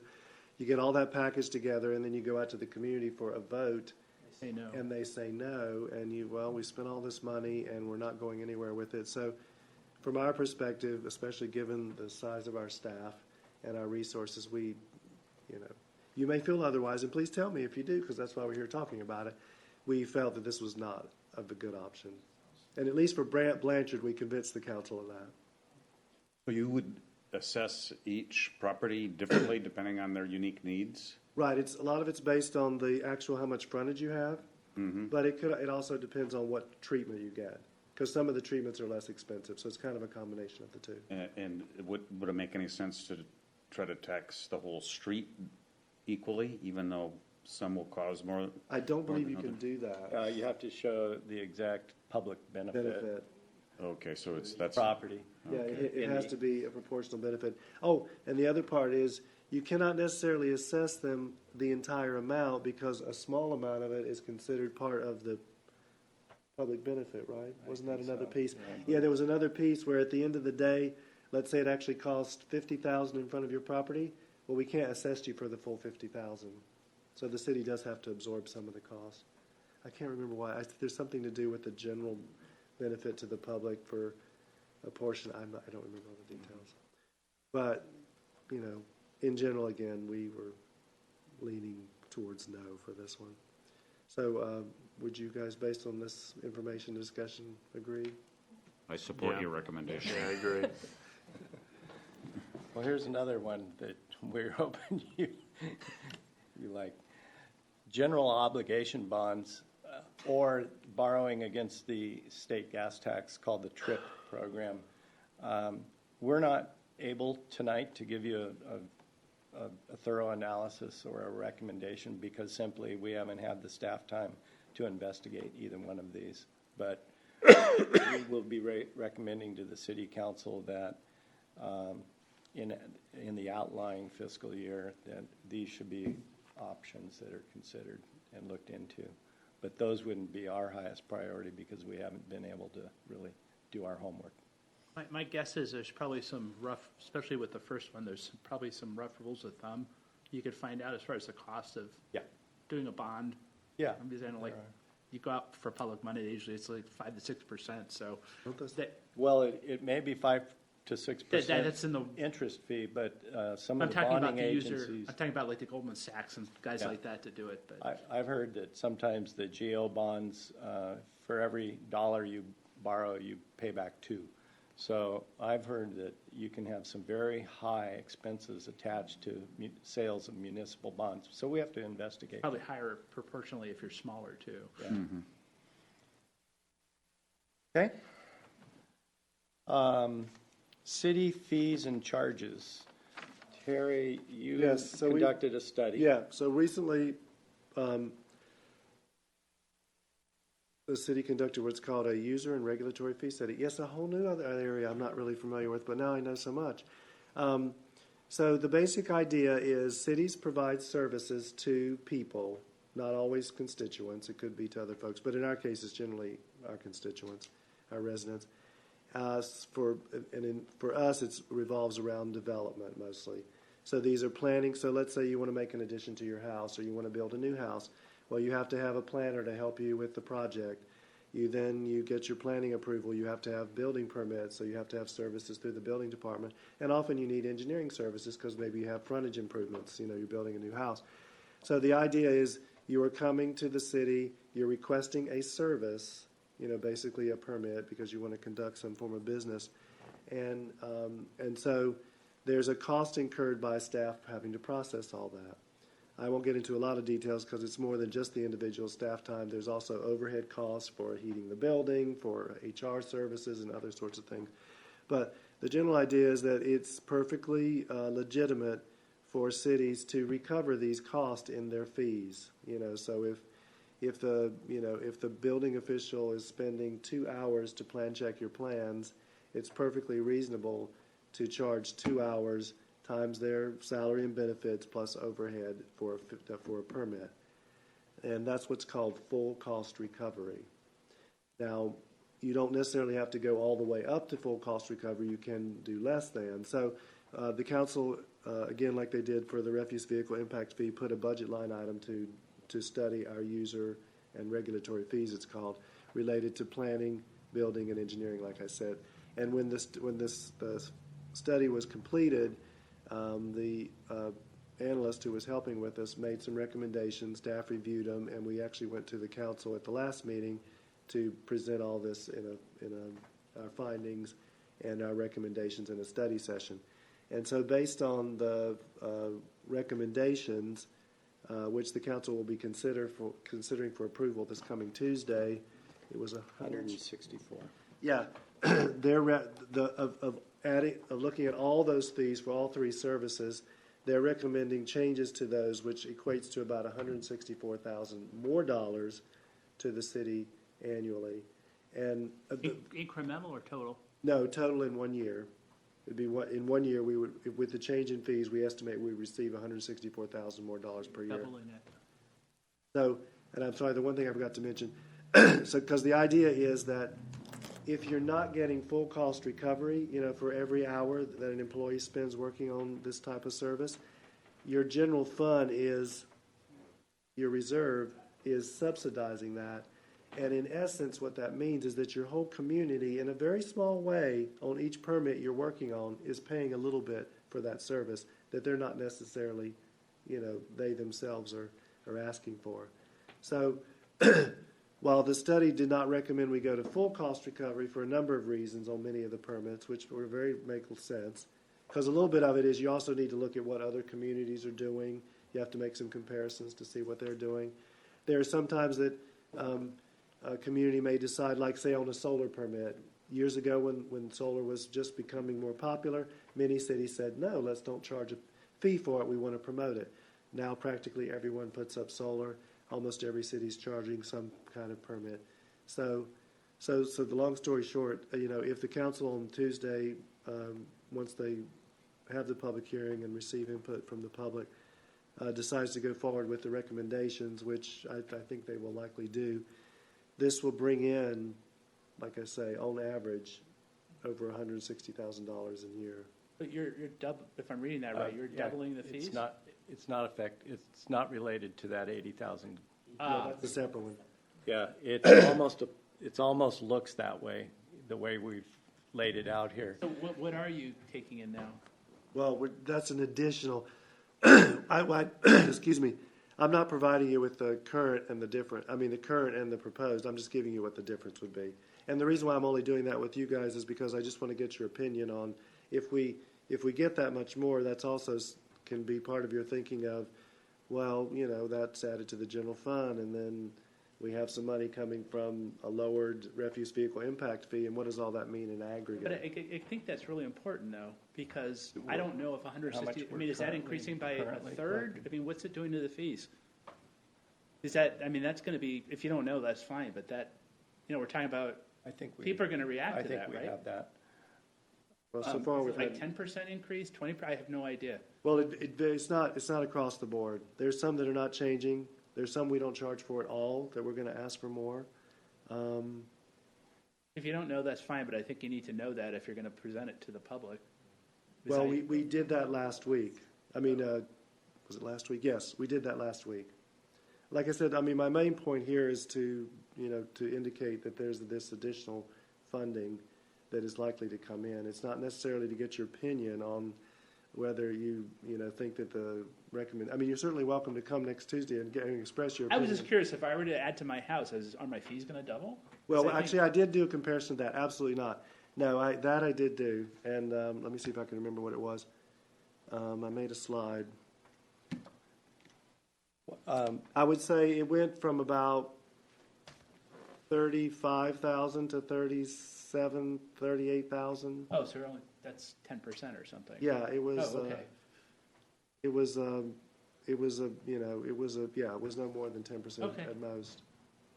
Is if people worried about $7 in their garbage can, they're going to want to. True, but I think the difference here is between, it's easier for, I think, many of the citizens, though didn't hear from many last week, but we might this coming Tuesday, that, this is a fee for service, basically. Also, unrelated to development activity, like business license fees, copying fees, right? Right. If you come in and want, 200 copies, it used to be a nickel a copy, now it's recommending 15 cents or something. Okay. And a lot of these fees haven't been looked at in 15 to 20 years. And so if you look at all of the kind of the counter fees and the staff time fees associated with doing government, I think the consultant looked at all of those. And we found in general that the building permit fees were pretty good, so those are not being raised very much. But then we did find, like in engineering, for example, we weren't charging at all for what's called a final map. It's a lot of work. The staff spends a lot of time on the final map, and we weren't even charging for it. So it was a good opportunity for us to see, where we weren't necessarily. The reason why I ask is I just wrote a check for $650 to the Santa Clara County because I had my 4 points done on my property. And I would imagine that would be, they had to go over the map and see how it mixes with the neighbors. And all, so I imagine that would be comparable. To me, that seemed like a lot, but it's what they charged. Maybe we ought to touch on the road impact fee and Yes. how that's different. Right, so then the road impact fee, which we talked about a little bit, is the idea, of course, is construction vehicles pass through town, and they do have some impact on the streets. And so the city, quite a few years ago, actually I wrote it in the budget document, I'm sorry, I can't remember exactly what it was. I think it was 2004. Yeah, the last time we visited that impact fee was 2004. Currently, it generates about $80,000 per year. But we're recommending to the council that we do an updated impact fee study for the road impact fees for the construction vehicles and their impacts. And to do the study in this coming fiscal year. Yeah, to do the study in this coming fiscal year See what. and see if it might generate some more, funds as well. The other thing about that $80,000 road impact fee that's been collected from developers to go towards road maintenance, the city was spending less than $40,000 a year for road maintenance. And that became quite clear to the audience that was here on the other item. They were saying, you better start spending some of that backlog money you've been collecting in road impact fees. So that really goes right back to the general fund reserve in a way. So I guess my question here would be kind of, again, if you took that in combination, with some general fund reserve reduction, maybe some smaller amount of a refuse vehicle impact fee, these, this money no longer being subsidized by the general fund could then, technically you could say it could be used towards streets, as well as potentially the road impact fee, updating that in the next year.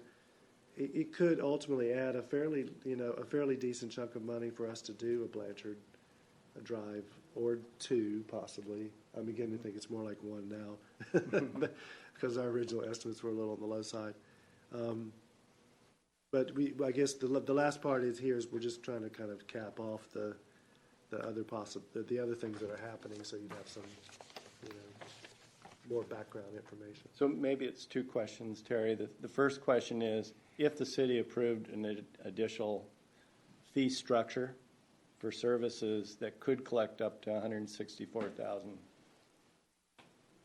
would you support then that portions of that, some, all, or portions of that, could also go towards Street improvements.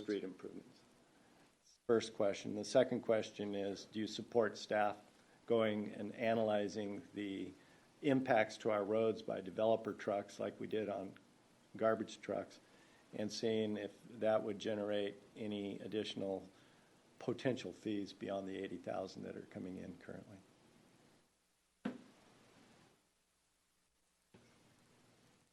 Well, I still have the same comment in that I want to better understand the costs of the gutters and how it relates to how long the street lasts. I mean, conceptually it makes a lot of sense, but the numbers behind it, I would want to see. And we put some of that together for the council, didn't we? Or we just talked about it in general. Individual streets, we talked about it. There's reference to it in some of our technical reports that have been done. But we did tell the city council that if we put curbs and gutters in on Blanchard Drive, that we would expect not to have to go back out to that street for 20 years. Right, versus if we just do the paving lane project that the pavement analysis report said you could do with no curbs and gutter, we figured we'd probably get 10 years or less before that street started crumbling like it is today. To a complete fail. Yeah. Yeah, it would have to be completely redone. So we don't want to know how much the curbs and gutters cost and how much just the plain resurfacing would cost to put that together.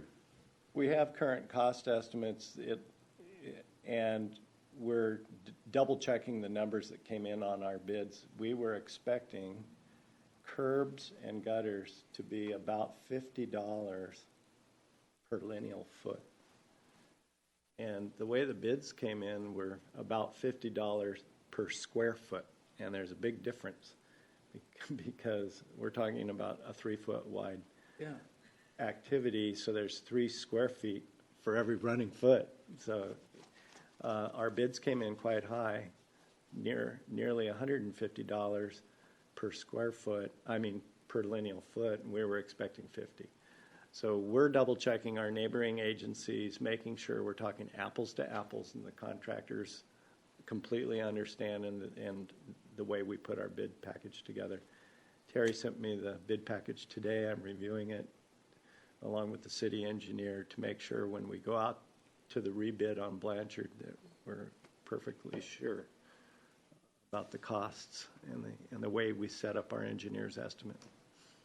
Well, would you say that there's a general consensus if the council approves the increase on the user and regulatory fees to spend the offset on streets? I think, at least from my perspective, I think you do, but I think you got to give a concept, how do I say this, of the trade-off. Like if I was sitting there in the audience, I'd say, okay, I'm going to lower my reserve. The council's going to give me, I'm going to lower the reserves to one year.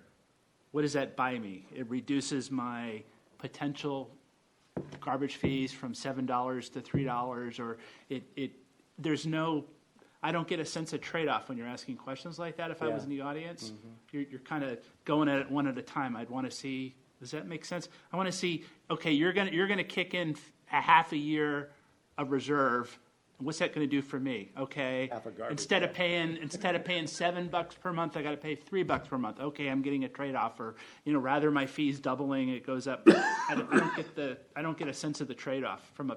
No, and Conceptually, it makes sense. And that might be something that we need to put together a little bit better. But part of it is we wanted to get a general feeling. That's why we're here having this, because this is again. So that's perfect input for us. Yes, I exactly. don't know if that was helpful, but That was No, very it's- helpful. In the beginning of the discussion item, we said we might look at one or a combination of these and what the trade-offs are to the typical household. because you're selling it. You're basically selling the concept to folks that are conservative fiscally. So you got to show what are they getting. Yeah. And in the conversation we've had right now, the streets are the priority of the city. So, Right. I mean, there isn't another project that's out there potentially waiting, or 5 years down the road that we would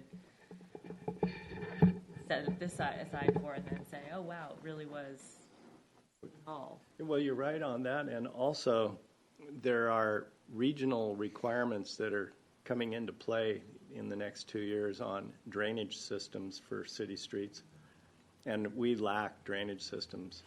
So we know that we're going to fall under the watchful eye of the regional water quality control boards if we have too much runoff, too much contamination, not enough filtering. Aaron's, he's a planner, he knows.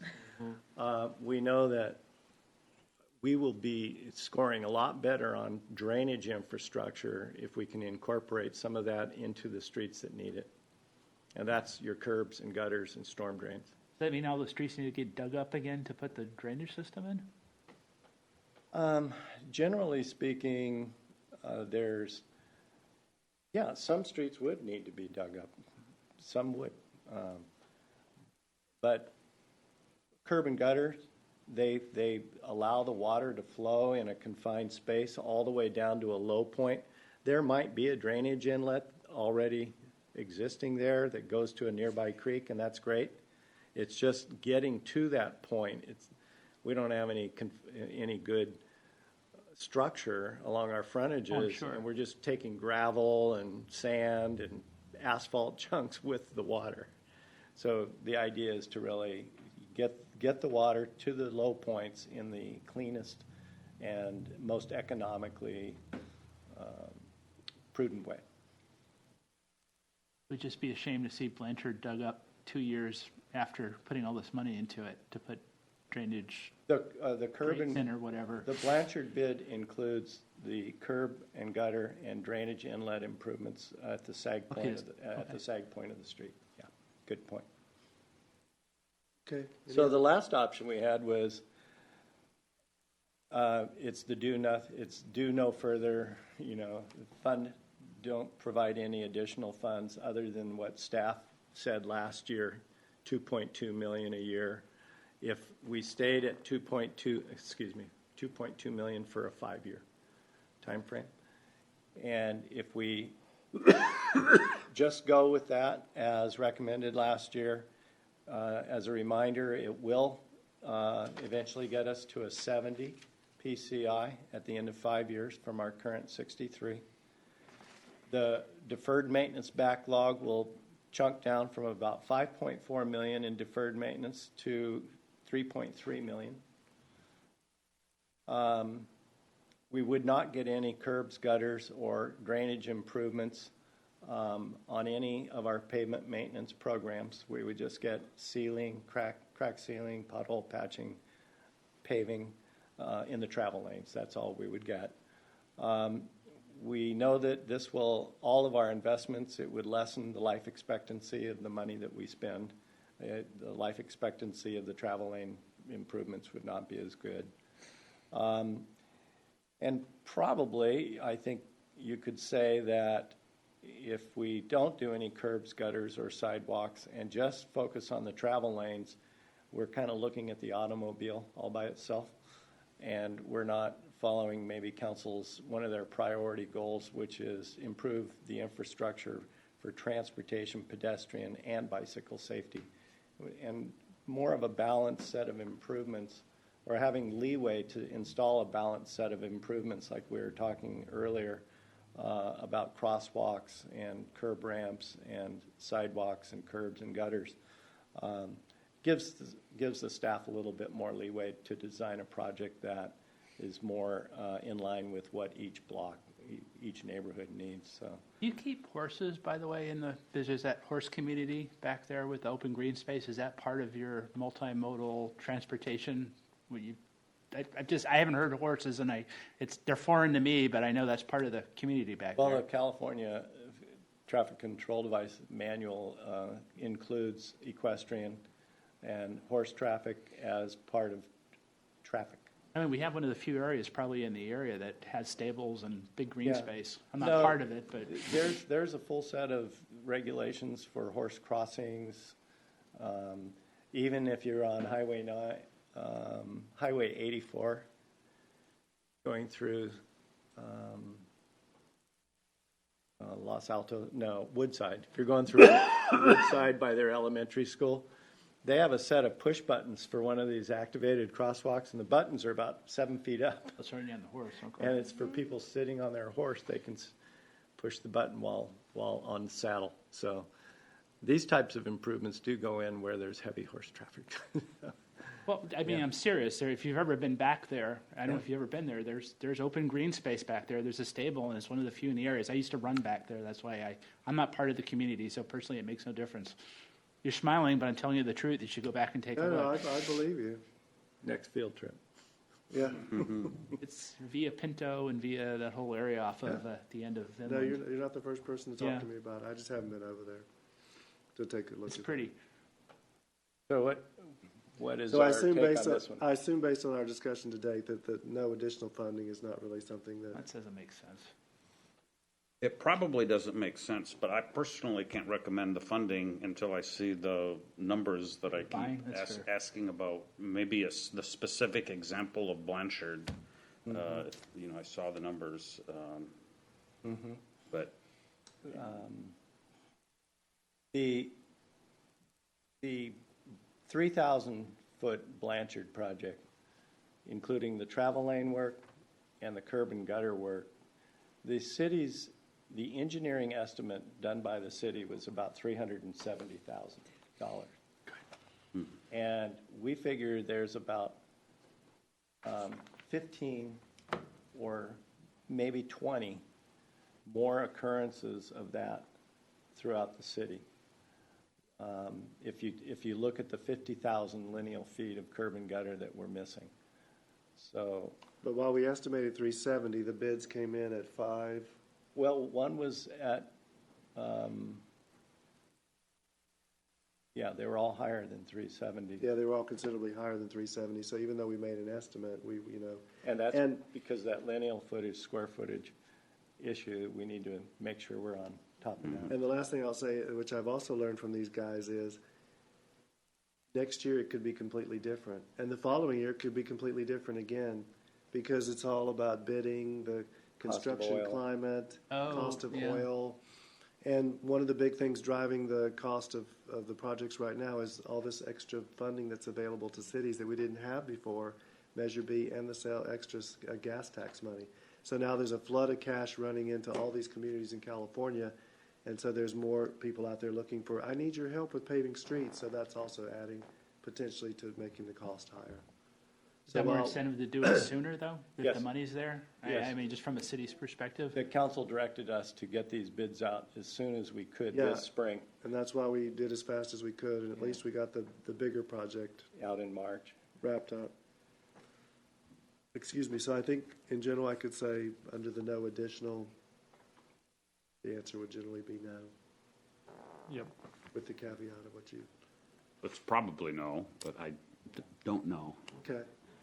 All right. Well, with that, is there any final things you'd like to relay to the city council? I'm going to work on a memo tomorrow. Hopefully I'll finish it and I will copy all of you on it and I'll be sending it to them. I think in general, people are willing to spend money on infrastructure, just in general, as long as they're convinced it's being spent well and it's not being boondoggled. I think just in general, folks are in favor of it, but I think you got to say, hey, look, we're lowering our reserves, we're not going out in 3 martini lunches, but I think when people get that feeling, I think you'll get a lot of support. And especially if you show, hey, we're going to save money over the next 20 years if we don't put the curbs in, it's going to cost us more. I think people will be supportive if you present it right. Sounds good. Thank you very much for all your input. Thank you. Chair? All right, on to the next agenda item. Any commissioner comments to add? Yeah, I'll get to that in a second. Everyone's all docked out, all I right. have a question. Do we know when our next meeting is? Good question. Are we done with commissioner comments? And I'll take you. That was our comment. That's the comment? That's it. No Yeah. comments. And then city manager's report. A couple of things. So, Town of Los Gatos staff is actually an organized public works, police, town manager, kind of a working group about cut-through traffic. And, we've talked about it a lot. They've done a lot of investigating a number of things, but they decided to hold and they've invited us to participate, myself and folks in engineering, as a way to, have a larger conversation about it. Unfortunately, the very first meeting I was not here, but they are keeping me in the loop. So I just want to let you all know that we are having some conversations. And to that end, I can never remember the name of the street. It's one of the worst streets. Ridgecrest? Is it Ridgecrest? Is that the one with the car that was hanging off the? I'm just guessing Ridgecrest. Right up. Ridgecrest has Yeah. been a big problem. Yeah. Yeah, So probably. yeah, it's cut off of Highway 9. Yes. Yeah. Because one of the neighbors sent me a picture of a car that had literally almost gone down the embankment. So they did.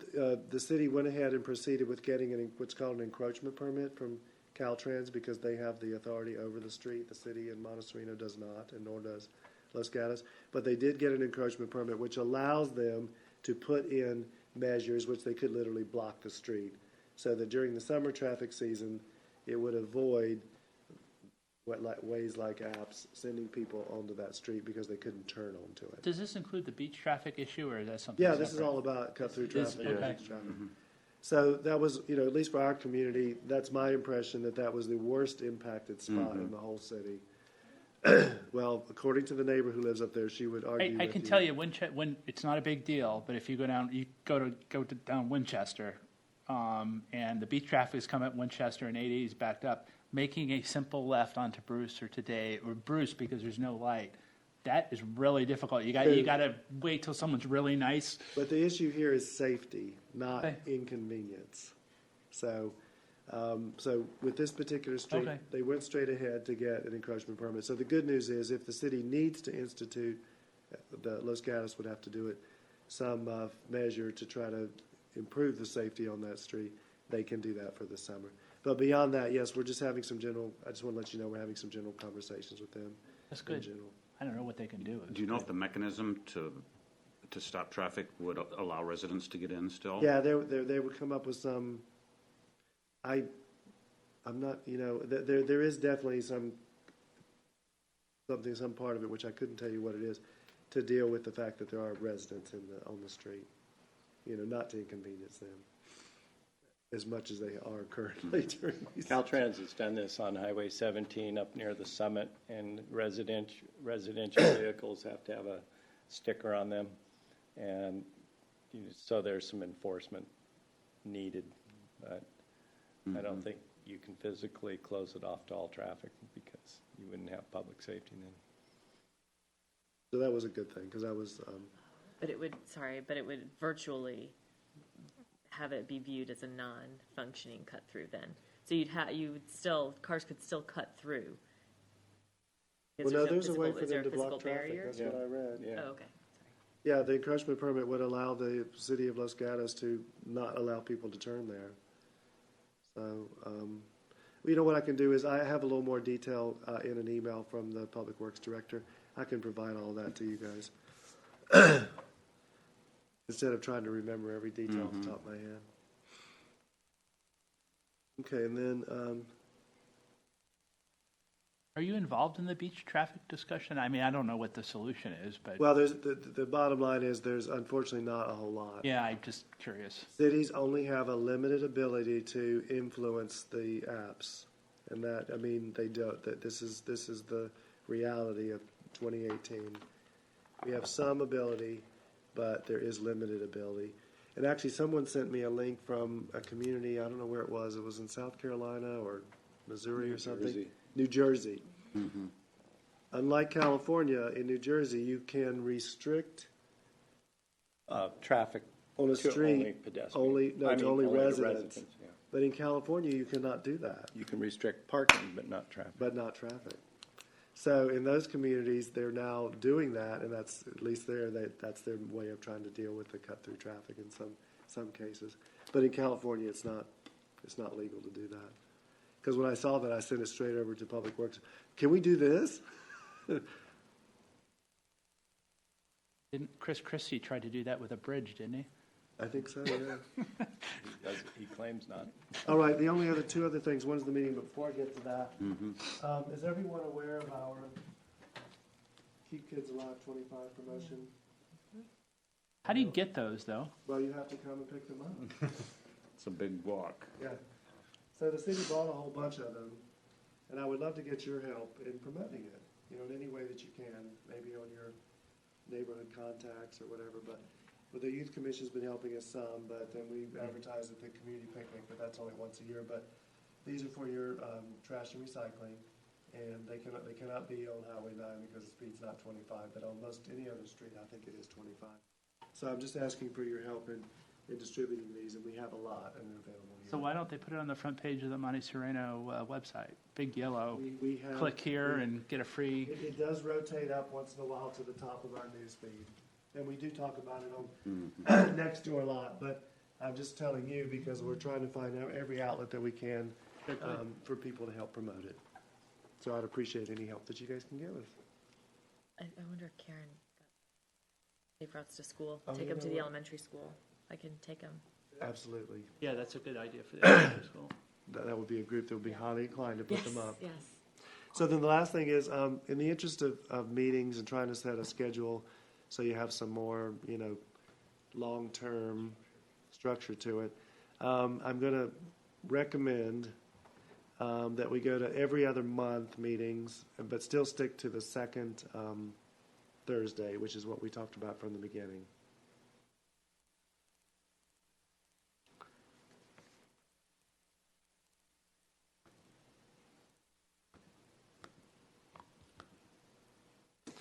With the caveat that it's still, you know, until we can get a full-time city engineer on board, it's a very tough road for me to hoe, as they say down south.